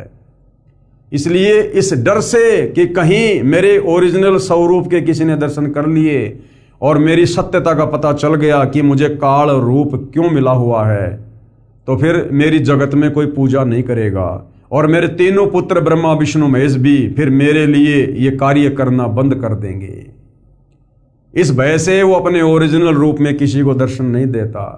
तो जब ब्रह्मा और विष्णु का युद्ध हो रहा था तो मौके का फायदा उठाकर अपने तीसरे पुत्र शंकर का रूप बनाकर वहां पर प्रकट हो गया। फिर शिव रूप में प्रकट होकर और अपनी पत्नी दुर्गा को पार्वती रूप में प्रकट कर दिया और उस तेजोमय स्तंभ को गुप्त कर दिया और अपने लिंग यानी गुप्तांग के आकार की पत्थर की मूर्ति प्रकट की तथा स्त्री के प्राइवेट पार्ट गुप्तांग लिंगी की पत्थर की मूर्ति प्रकट की। उस पत्थर के लिंग को लिंगी यानी स्त्री की योनि में प्रवेश करके, अब देखो कितनी घटिया और बेशर्म साधना है ये। यानी जो वो लिंग है वो तो है इस काल का, और जो लिंगी है नीचे जिसमें लिंग वो प्रविष्ट है वो है दुर्गा की योनि, दुर्गा की लिंगी, क्योंकि खुद ये शिवजी के रूप में प्रकट हुआ और अपनी पत्नी दुर्गा को पार्वती रूप में प्रकट किया। तो जो वो लिंग था वो तो था काल का गुप्तांग और जो लिंगी थी वो थी दुर्गा का गुप्तांग। और इस घटिया साधना को, बेहुदा साधना को हिंदू समाज, मां बहन बेटियां सरेआम सार्वजनिक तौर पर उसको पूज रही हैं, उसकी पूजा कर रही हैं और अपने गुप्तांगों को ढक के चलते हैं। अरे भगवानों के गुप्तांग की तो सरेआम सार्वजनिक पूजा कर रहे हैं और अपने गुप्तांगों को ढक के चल रहे हैं। इतना भी मतलब इल्म नहीं है। इसको कहते हैं काल प्रेरणा। इसलिए पूर्ण ब्रह्म परमात्मा कबीर देव स्वयं सच्चे संत की, सच्चे गुरु की, पूर्ण संत की, जगत गुरु की, तत्वदर्शी संत की भूमिका करके आप और हमें ये सारा भेद बताते हैं, समझाते हैं कि नादानो तुम क्या पाखंड पूजा कर रहे हो। इस काल ने तुम्हारे को ऐसे ही भक्ति साधना के नाम पर युगों युगों से, जब से तुम सतलोक से बिछुड़ कर आए हो, तुम्हारे को ऐसे ही उलझा रखा है, क्योंकि ये किसी को भी शास्त्र अनुकूल सत साधना नहीं करने देता। अगर शास्त्र अनुकूल सत साधना करके कोई इसके 21 ब्रह्मांडों से बाहर निकल गया तो समझो इसका भोजन निकल गया। और भाई जो किसान होता है ना, अपनी बोरी में से अगर 2 दाने भी गेहूं के नीचे गिर जाएं तुरंत उठा के अंदर डालता है। तो ये काल बली, ये ज्योति निरंजन ब्रह्मा विष्णु महेश का पिता, जिसको श्राप लगा हुआ है प्रतिदिन 1 लाख मानव शरीरधारी आत्माओं के सूक्ष्म शरीर से निकली गंध वासना को खाने का, तो ये इसका भोजन है, ये इसका भोजन है। जैसे हमारा ये स्थूल शरीर है और हमारे स्थूल शरीर से जो मल बाहर निकलता है जिसको हम विष्टा कहते हैं, लैट्रिन कहते हैं, इसी प्रकार सूक्ष्म शरीर से बाहर जो वस्तु निकलती है वो सूक्ष्म शरीर का मल है, सूक्ष्म शरीर का लैट्रिन है, टट्टी है, जिसको ये तपतशिला पर भून भून के निकाल के खाता है। इसको इतना भयंकर श्राप लगा हुआ है, उस कर्म दंड की सजा भोग रहा है जो इसने सतलोक में गलती की थी। अपनी बहन के ऊपर इसने कुदृष्टि डाली थी विषय वासनाओं से रत होकर, ये इसको श्राप लगा हुआ है जिसकी सजा ये भोग रहा है। इसलिए ये किसी भी जीव आत्मा को शास्त्र अनुकूल साधना पर नहीं लगने देता है, और यदि कोई लग जाता है तो हर संभव किसी के भी माध्यम से उनके मन में शंका पैदा करवाकर उनको भक्ति पद और मर्यादाओं से नीचे गिराता है। तो भाई और बहनों, ये तो स्वयं पूर्ण ब्रह्म परमेश्वर कबीर साहिब आते हैं और वो अपने विशेष आशीर्वाद से अपनी छत्र छाया के नीचे अपने आत्माओं को ये सत ज्ञान देकर भक्ति करवाते हैं। अन्यथा इस काल के लोक में तो कोई वेदों के अनुसार साधना भी नहीं कर सकता। पांचवें वेद सूक्ष्म वेद के अनुसार साधना करना और फिर तत्वदर्शी संत की मर्यादाओं में रहना, जो मर्यादा इस काल के लोक के विधान के विपरीत हैं, बुराइयों से बचने वाली वो बातें हैं, वो नियम हैं। इस काल बलि को कैसे रास आएगा? ये हर संभव कोशिश करता है, लेकिन वो पूर्ण ब्रह्म परमेश्वर कबीर साहेब जो तत्वदर्शी संत की भूमिका करते हैं, उसके आगे इस काल बलि का जोर नहीं चलता। इसलिए हम भगत भाई बहन वर्तमान में ये सत साधना कर रहे हैं, अन्यथा ये यहां पर किसी की भी साधना को परिपूर्ण नहीं होने देता। तो कैसी घटिया और बेशरम बेहुदा शिवलिंग की साधना आज वर्तमान में हिंदू समाज अपने धर्मशास्त्रों से अपरिचित होने के कारण और अपने धर्मगुरुओं के द्वारा भ्रमित होकर कर रहा है। उस पत्थर के लिंग को लिंगी यानी स्त्री की योनि में प्रवेश करके ब्रह्मा तथा विष्णु से कहा कि ये लिंग तथा लिंगी अभेद रूप है, यानी इन दोनों को ऐसे ही रखकर नित्य पूजा करना। तो बताइए भाई और बहनों, ब्रह्मा विष्णु महेश को भी सत साधना का नहीं पता, ये भी शिवलिंग की पूजा करते हैं, पाखंड पूजा। इसके पश्चात ये बेशरम पूजा सब हिंदुओं में देखा देखी चल रही है।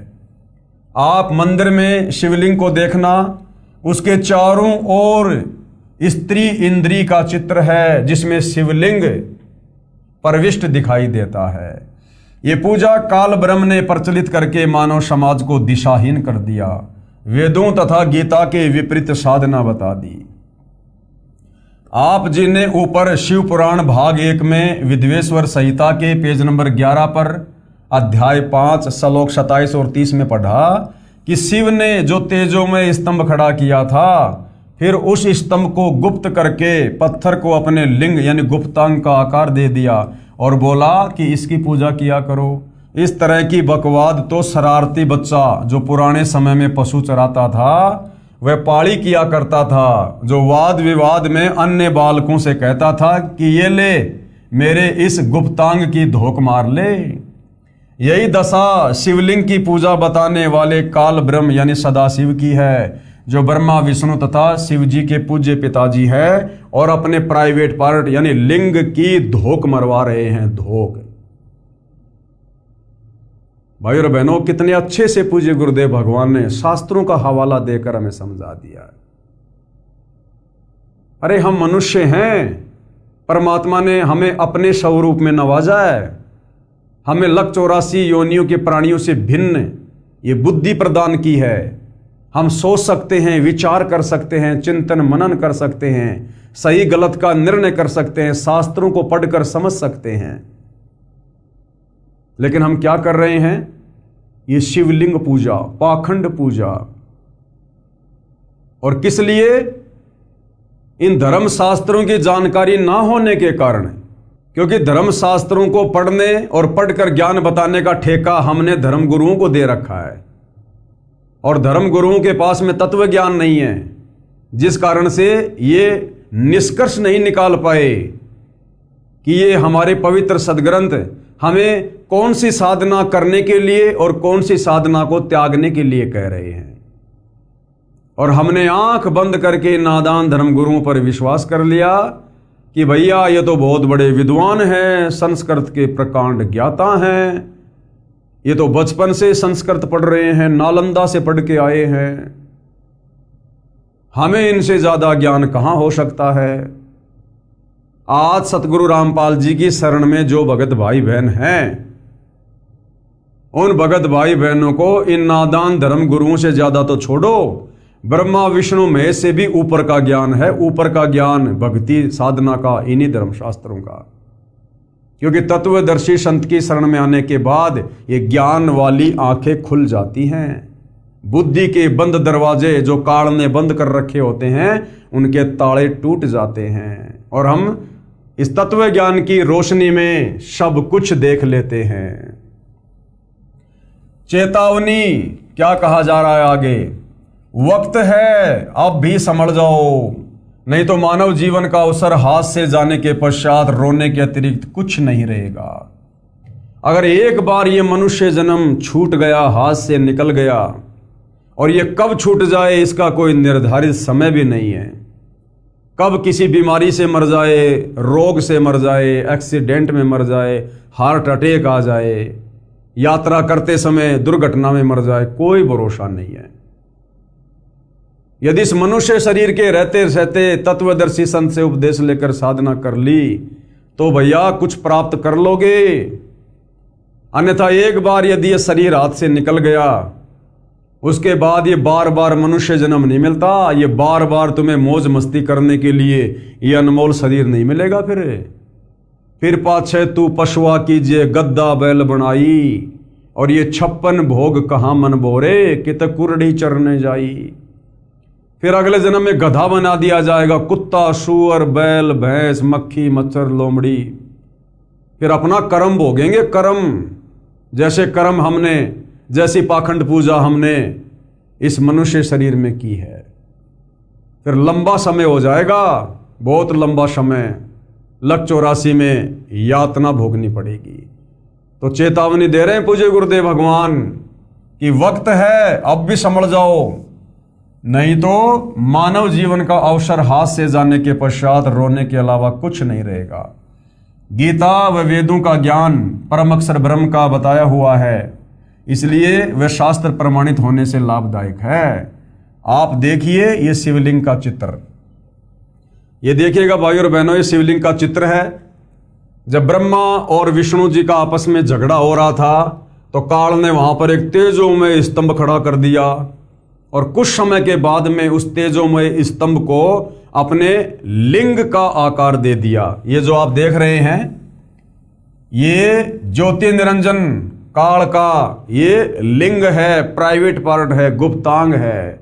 और साथ में जब वो शिव जी के रूप में प्रकट हुआ, अपनी पत्नी दुर्गा को पार्वती रूप में प्रकट किया, तो ये लिंग आप देख रहे होंगे, ये जो ये चित्र है ये स्त्री लिंगी है, स्त्री योनि का चित्र है। ये अपने लिंग को उसने इस स्त्री योनि में, स्त्री इंद्री में उसने प्रविष्ट कर दिया। यानी ये जो लिंग है ये काल का प्रतीक है, शिवलिंग जो शिव रूप में प्रकट हुआ था। और जो लिंगी है ये दुर्गा की योनि का प्रतीक है। ये हमारे धर्मशास्त्रों में सारा भेद है, सब कुछ लिखा हुआ है। इन बातों को तत्व ज्ञान से ना समझकर और नादान धर्मगुरुओं ने इस बेशरम पूजा को छुड़वाने के बजाय हिंदू समाज में दृढ़ता के साथ में लागू करवा दिया। आप किसी भी मंदिर में कहीं भी शिवलिंग होता है वहां आप देखिएगा, आपको इस प्रकार से चित्र मिलेगा। ये शिवलिंग है यानी काल का गुप्तांग है, प्राइवेट पार्ट है, और ये लिंगी है यानी ये दुर्गा का प्राइवेट पार्ट है।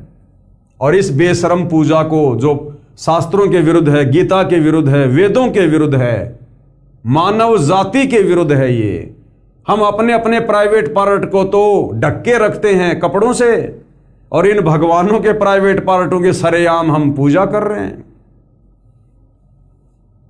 तो ये देखिएगा भाई और बहनों, शिव का लिंग यानी गुप्तांग का ये चित्र है, और ये जो लिंगी है स्त्री लिंगी, ये स्त्री के गुप्तांग का ये चित्र है जिसमें शिवलिंग समाया हुआ है। इस शिवलिंग की पूजा अंध श्रद्धावान करते हैं, वो भगत करते हैं जिनको तत्व ज्ञान नहीं, जिनको शास्त्रों का ज्ञान नहीं, जो अंधे श्रद्धालु हैं, जो शर्म की बात तो है ही परंतु धर्म के विरुद्ध भी है, क्योंकि ये गीता व वेद शास्त्रों में नहीं लिखी, इसलिए धर्म के विरुद्ध है। और हिंदू समाज इसे अपने धर्म का प्रतीक मान रहा है। इसका खंडन सूक्ष्म वेद में इस प्रकार किया गया है। 5वें वेद सूक्ष्म वेद में आदरणीय गरीबदास जी की वाणियों में किस प्रकार से खंडन किया गया है। संत गरीबदास जी की वाणी में क्या कहा गया है? दरे शिवलिंगा बहुविध रंगा, गाल बजावे गैले, और जय शिवलिंग पूजे शिव साहिब मिले, तो पूजो क्यों ना खेले। क्या अनुवाद किया है? कबीर परमेश्वर जी ने समझाया है कि तत्व ज्ञानहीन मूर्ति पूजक अपनी साधना को श्रेष्ठ बताने के लिए गैले यानी ढीठ व्यक्ति गाल बजाते हैं, यानी व्यर्थ की बातें बड़बड़ करते हैं, जिनका कोई शास्त्र आधार नहीं होता, वे जनता को भ्रमित करने के लिए विविध प्रकार के रंग बिरंगे पत्थर के शिवलिंग रखकर अपनी रोजी रोटी चलाते हैं। कबीर जी ने कहा है कि मैं उन्हें बताना चाहता हूं कि यदि शिवलिंग के लिंग को पूजने से शिव जी भगवान का लाभ लेना चाहते हो तो आप धोखे में हो। कि इस शिवलिंग की पूजा करके यदि आप शंकर भगवान की साधना से मिलने वाला लाभ लेना चाहते हो तो आप धोखे में हो। पहली बात तो ये शिवलिंग उस शिव का नहीं है जो ब्रह्मा और विष्णु का भाई है। जिस शिव को हम लोग फोटोओं में देखते हैं ना, ये उस शिव का प्राइवेट पार्ट नहीं है, ये उस सदाशिव का प्राइवेट पार्ट है जो ब्रह्मा विष्णु और शिव का जो पूज्य पिता है, जो दुर्गा का पति है, जो गीता ज्ञान देता है। यदि ऐसी बेशर्म साधना करनी है तो खागड़ यानी ओक्ष बैल होता है, बैल के लिंग की पूजा कर लो। क्योंकि जिस समय ये अमृतवाणी बोली गई थी उस समय भैंस कम और गाय ज्यादा होती थी, तो गायों को नए दूध करने के लिए जो है वो खागड़ की आवश्यकता पड़ती थी। और खेतों में भी पहले 300 साल पहले ट्रैक्टर वगैरह नहीं थे, तो हल जोतना, गाड़ी से सामान लाना ले जाना, ये भी जो है वो बैलों से होता था, बैलों से। तो परमेश्वर कह रहे हैं अगर ऐसी बेशर्म साधना ही तुमने करनी है शिवलिंग की, तो इस पत्थर की पूजा करने से अच्छा तो किसी खागड़ के लिंग की पूजा कर लो, यानी बैल के लिंग की पूजा करो, जिससे गाय को गर्भ होता है, उससे फिर अमृत दूध मिलता है, और हल जोतने के लिए बैल व दूध पीने के लिए गाय उत्पन्न होती है, जो प्रत्यक्ष लाभ दिखाई देता है। इस शिवलिंग की पूजा से बढ़िया तो किसी खागड़ की पूजा कर लो। उस खागड़ से गाय नए दूध होती है, फिर गाय जो है वो बच्चे को जन्म देती है, फिर गाय से हमें दूध मिलता है, और गाय यदि किसी बछड़े को जन्म देगी तो बछड़ा जवान होकर खेतों में हल जोतने के काम आएगा। तो कितने लाभ मिल गए। उस पत्थर के शिवलिंग की पूजा करने से तो एक भी लाभ नहीं, और अगर उस खागड़ के, अगर उस बैल के लिंग की, उसके प्राइवेट पार्ट की पूजा करोगे तो नादानो तुम्हें कितना लाभ मिलेगा। यानी हमारा भ्रम तोड़ने के लिए परमात्मा हमें इस प्रकार से उदाहरण दे रहे हैं कि तुम्हारे उस पत्थर के शिवलिंग से बढ़िया तो कम से कम वो बैल पाल लो अपने घर में, उस बैल को चारा खिलाओ जो आगे चलकर गाय को नए दूध करेगा, एक बच्चा जन्म लेगा, बच्चा खेतों में हल जोतने के काम आएगा, गाय जो है दूध देगी, दूध से दही बनेगा, घी बनेगा, छाछ बनेगी, बढ़िया बढ़िया मिठाइयां बनेगी। वो प्रत्यक्ष लाभ है तुम्हारे सामने, और तुम पूज रहे हो इस पत्थर के लिंग को जो किसी प्रकार से कोई लाभ नहीं दे सकता। अर्थात अपने प्यारे बच्चों को परमात्मा समझाने के लिए थोड़ा इस प्रकार का यह कठोर उदाहरण देकर समझा रहे हैं। यदि ऐसी बेशर्म साधना करनी है तो खागड़ यानी ओक्ष यानी उसके लिंग की पूजा करो, जिससे गाय को गर्भ होता है, उसे अमृत दूध मिलता है, हल जोतने के लिए बैल व दूध पीने के लिए गाय उत्पन्न होती है, जो प्रत्यक्ष लाभ दिखाई देता है। आपको पता है कि खागड़ के लिंग से कितना लाभ मिलता है, फिर भी उसकी पूजा नहीं कर सकते क्योंकि यह बेशर्म कार्य है। उस खागड़ के प्राइवेट पार्ट से कितना लाभ हो रहा है, फिर भी कोई व्यक्ति उसके लिंग को नहीं पूजता। क्यों? नहीं, ये तो बेशर्मों का काम है, ये तो बेशर्मी की काम है ये। और ये क्या है फिर? और तुम सरेआम उन भगवानों के लिंग को पूज रहे हो पत्थर का बनाकर, जो कोई लाभ भी नहीं दे सकता। वो बेशर्मी की बात नहीं है, उससे तुम्हें शर्म नहीं आती है। तो भाइयों और बहनों, ये तत्व ज्ञान की कमी है, हमारे नादान धर्म गुरुओं की कमी है। इन्होंने हमारे को बेशर्म पूजा के ऊपर आरूढ़ कर रखा है। और सबसे बड़ी कमी हम हिंदू श्रद्धालुओं की, जो हमने अपने शास्त्रों को नहीं पढ़ा। अरे बच्चा स्कूल में जाता है, और स्कूल जाकर बच्चा यदि अपने पाठ्यक्रम को नहीं पढ़ेगा तो बच्चा जीवन में कैसे सफल होगा। इसी प्रकार हम भक्ति भी कर रहे हैं और अपने धर्मशास्त्रों को कभी हम देख भी नहीं रहे, तो हम कैसे भक्ति मार्ग में सफल होंगे। इससे स्पष्ट है कि आप अंधश्रद्धावानों को यही नहीं पता कि यह पत्थर का बना शिवलिंग व जिसमें यह प्रविष्ट दिखाया है ये क्या है। यदि आपको पता होता तो इसको एक आंख भी नहीं देखते, पूजा तो बहुत दूर की कौड़ी है। अब ये शास्त्र विरुद्ध साधना करने की मन में प्रेरणा कौन करता है? ये काल करता है। ब्रह्मा विष्णु महेश का पिता ज्योति निरंजन करता है। क्यों करता है? कारण आपको सृष्टि रचना से बता दिया गया है। इसको प्रतिदिन 1 लाख मानव शरीरधारी आत्माओं के सूक्ष्म शरीर से निकली वासना खाने का श्राप लगा हुआ है। और ये नहीं चाहता कि मेरे 21 ब्रह्मांड से कोई भी प्राणी सत साधना करके, तत्वदर्शी संत की शरण में आकर, शास्त्र अनुकूल साधना करके, आजीवन मर्यादा में रहकर और वापस सतलोक चला जाए। गीता अध्याय 18 श्लोक 62 में ये खुद कह रहा है कि तू सर्वभाव से उस परमेश्वर की शरण में जा, जहां जाने के बाद फिर साधक लौटकर कभी संसार में वापस नहीं आता। तो ये नहीं चाहता कि कोई भी उस परमपिता परमेश्वर की भक्ति साधना कर ले और मेरे 21 ब्रह्मांड से मुक्त होकर मोक्ष प्राप्त करके सतलोक चला जाए। अपने भोजन को आसानी से कोई भी बाहर नहीं जाने देता है। इसलिए शास्त्र विरुद्ध साधना की प्रेरणा भी काल ब्रह्म करता है।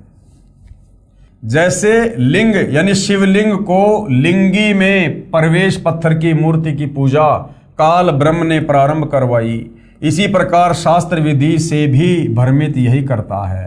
प्रमाण है श्री विष्णु पुराण 3रा अंश अध्याय 17 श्लोक 1 से 44 तथा अध्याय 18 श्लोक 1 से 36 में। और किस प्रकार से ये काल ब्रह्म शास्त्र अनुकूल साधना से आत्माओं को भ्रमित करता है। काल जाल का अन्य प्रमाण ध्यान से देखिएगा। श्री विष्णु पुराण के 3रे अंश के अध्याय 17 श्लोक 1 से 44 तथा अध्याय 18 श्लोक 1 से 36 में पेज नंबर 125 से 221 पर लिखा है कि देवता तथा राक्षस दोनों ही वैदिक धर्म अनुसार यानी वेदों के अनुसार साधना किया करते थे। एक समय दोनों का 100 दिव्य वर्ष तक युद्ध हुआ। देवता पराजित हो गए। देवताओं ने क्षीर समुद्र के उत्तरीय तट पर जाकर तपस्या की और भगवान विष्णु की आराधना के लिए इस स्तव का गान किया। देवगण बोले, हम लोक नाथ भगवान विष्णु की आराधना के लिए जिस वाणी का उच्चारण करते हैं उससे वे आद्य पुरुष श्री विष्णु भगवान प्रसन्न हो। अध्याय 17 मंत्र 11 उस ब्रह्म स्वरूप को जो निराकार है, उस ब्रह्म स्वरूप को नमस्कार है, यानी उस काल को नमस्कार है।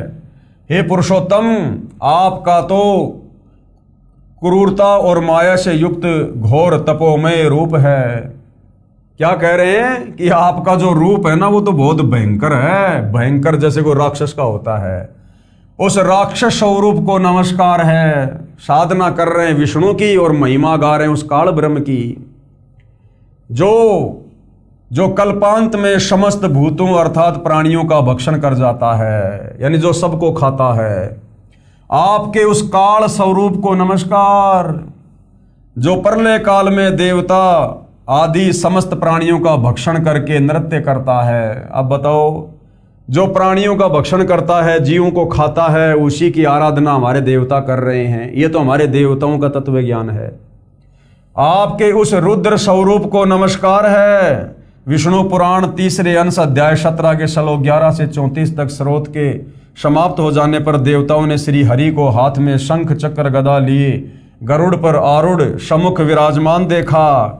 यानी वो काल ब्रह्म ज्योति निरंजन वो श्री विष्णु का रूप बनाकर देवताओं के सामने प्रकट हो गया।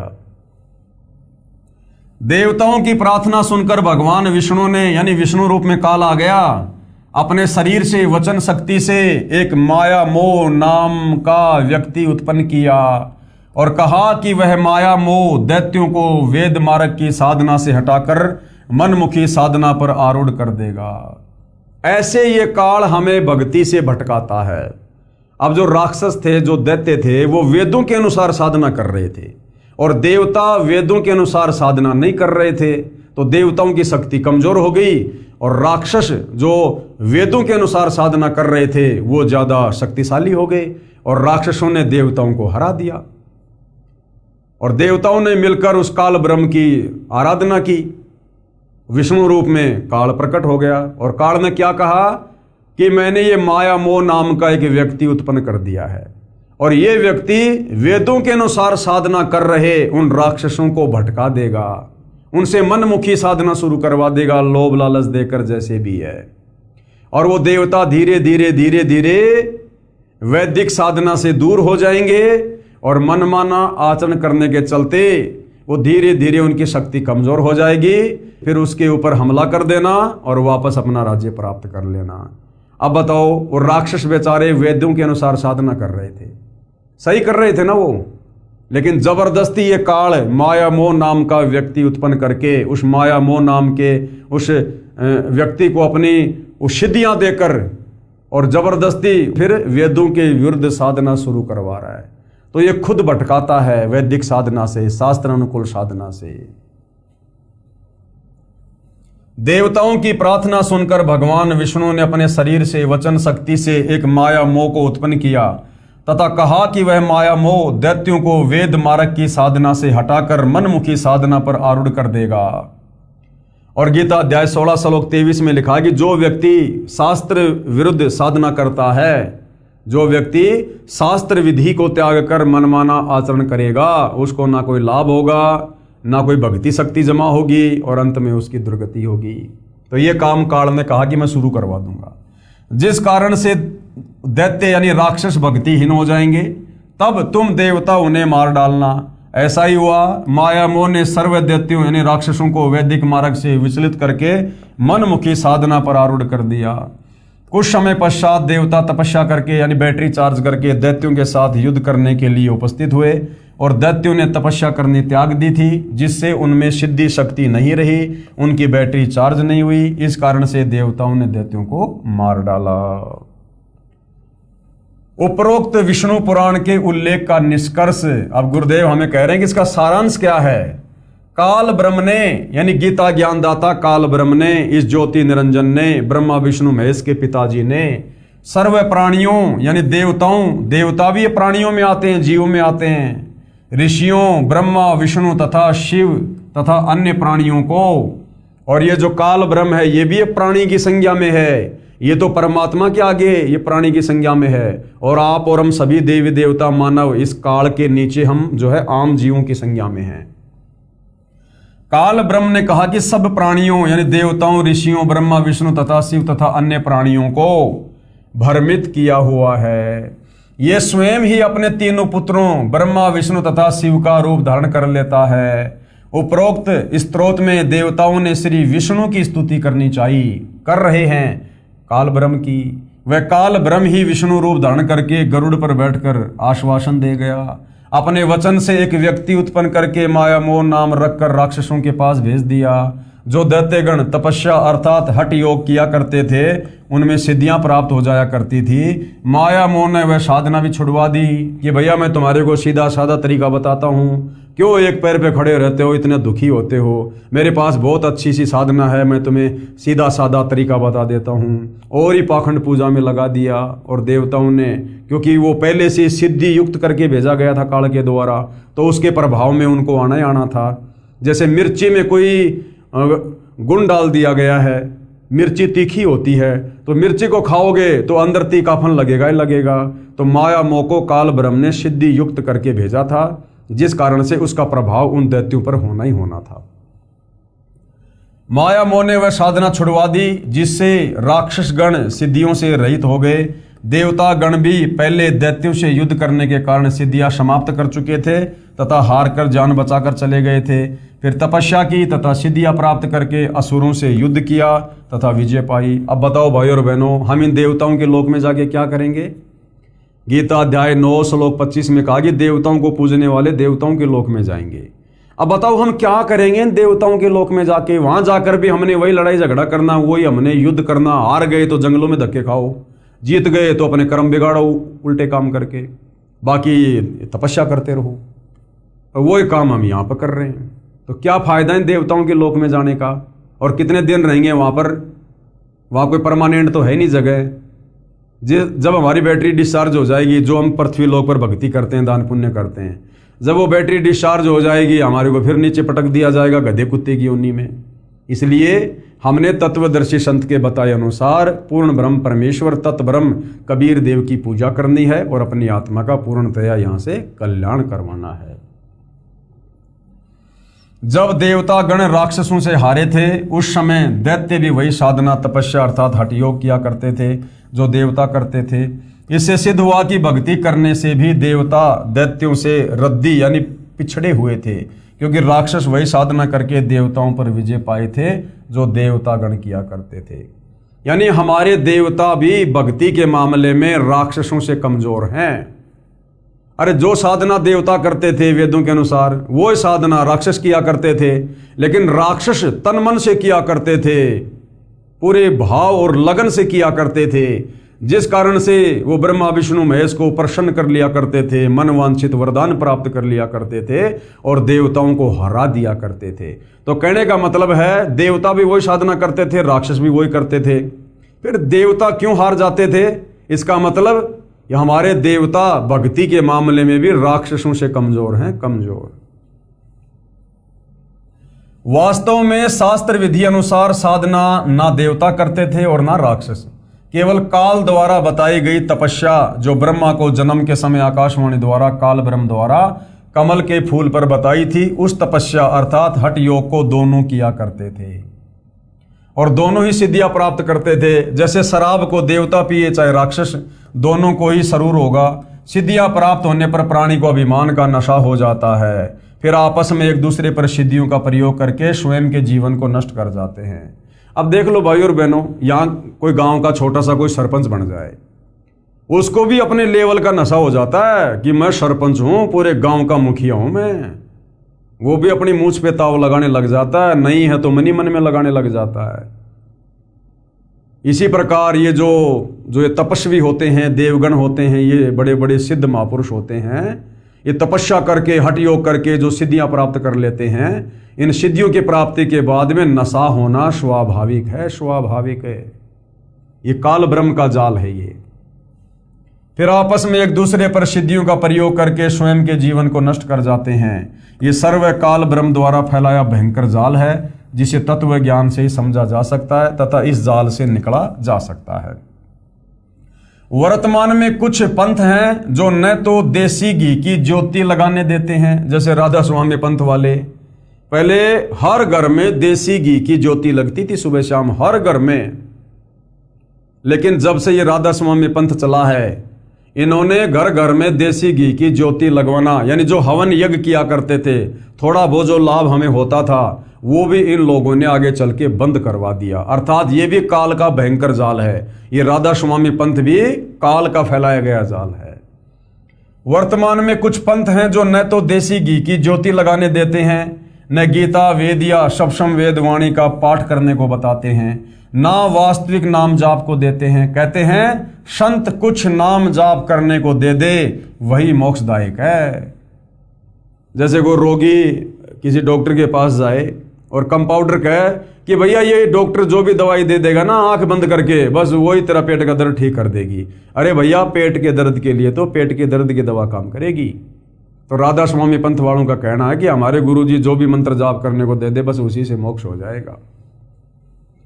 2.5 घंटे सुबह तथा कम से कम 2.5 घंटे शाम को हठ योग करने को कहते हैं।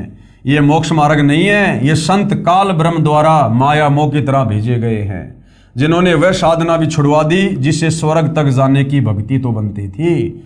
जैसे प्रतिदिन गीता वेद या शमशम वेद, कबीर जी की वाणी या कबीर जी से परिचित संतों की वाणी के पाठ से ज्ञान यज्ञ का फल मिलता है तथा देसी घी की ज्योति से हवन यज्ञ का फल मिलता है। दंडवत प्रणाम से ये प्रणाम यज्ञ का फल मिलता है। वे नकली पंथ सुना सुनाया शतलोक तो कहते हैं, परंतु शतलोक में सत्य पुरुष निराकार बताते हैं। वहाँ प्रकाश ही प्रकाश है, आनंद ही आनंद है। आत्मा भी उस प्रकाश में ऐसे समा जाती है जैसे समुद्र में बूंद समा जाती है।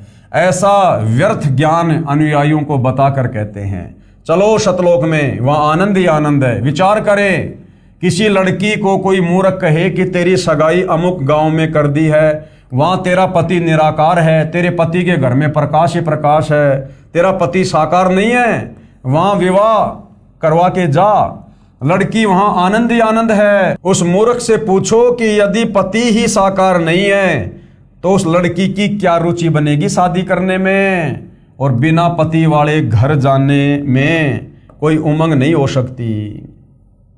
ठीक इसी प्रकार जो गुरुजन सत्य पुरुष अर्थात परमात्मा को निराकार कहते हैं तथा कहते हैं कि केवल प्रभु का प्रकाश ही देखा जा सकता है, वे भ्रमित कर रहे हैं, उनको कोई ज्ञान नहीं है, उनको परमात्मा प्राप्ति भी नहीं हुई। उनसे कोई पूछे कि तुम कहते हो कि सत्य पुरुष यानी अविनाशी परमेश्वर का केवल प्रकाश देखा जा सकता है, क्योंकि सत्य पुरुष यानी सच्चा परमेश्वर तो निराकार है। जैसे कोई अंधा कहे कि सूर्य तो निराकार है, उसका केवल प्रकाश ही देखा जा सकता है। सूर्य बिना प्रकाश देखा किसका? जब सूर्य निराकार है तो प्रकाश काहे का?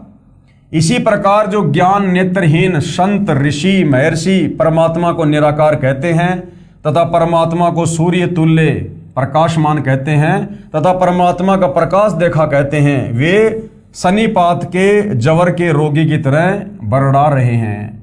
उन्हें यही नहीं पता कि वे क्या बोल रहे हैं।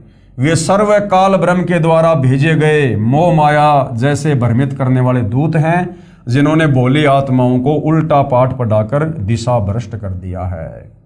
तो भाइयों और बहनों, वर्तमान में ये जितने भी धर्म गुरु हैं, एकमात्र परम पूज्य सतगुरु रामपाल जी को छोड़कर, चाहे राधा स्वामी पंथ है, चाहे धन धन सतगुरु पंथ है, चाहे जय गुरुदेव पंथ है, चाहे निरंकार पंथ है, चाहे ये श्री सतपाल जी महाराज वाला पंथ है, कितने भी पंथ हैं, चाहे ये 12 पंथ ये कबीर जी के नाम से जो चले हुए ये हैं, ये सब के सब उस काल ब्रह्म के द्वारा जिस प्रकार उन दैत्यों से शास्त्र अनुकूल साधना छुड़वाने के लिए भेजा गया था, इसी प्रकार वर्तमान में ये सर्व पंथों के सर्व धर्म गुरु ये काल के द्वारा भेजे गए मोह माया नामक उस व्यक्ति के रूप की तरह समझ लेना।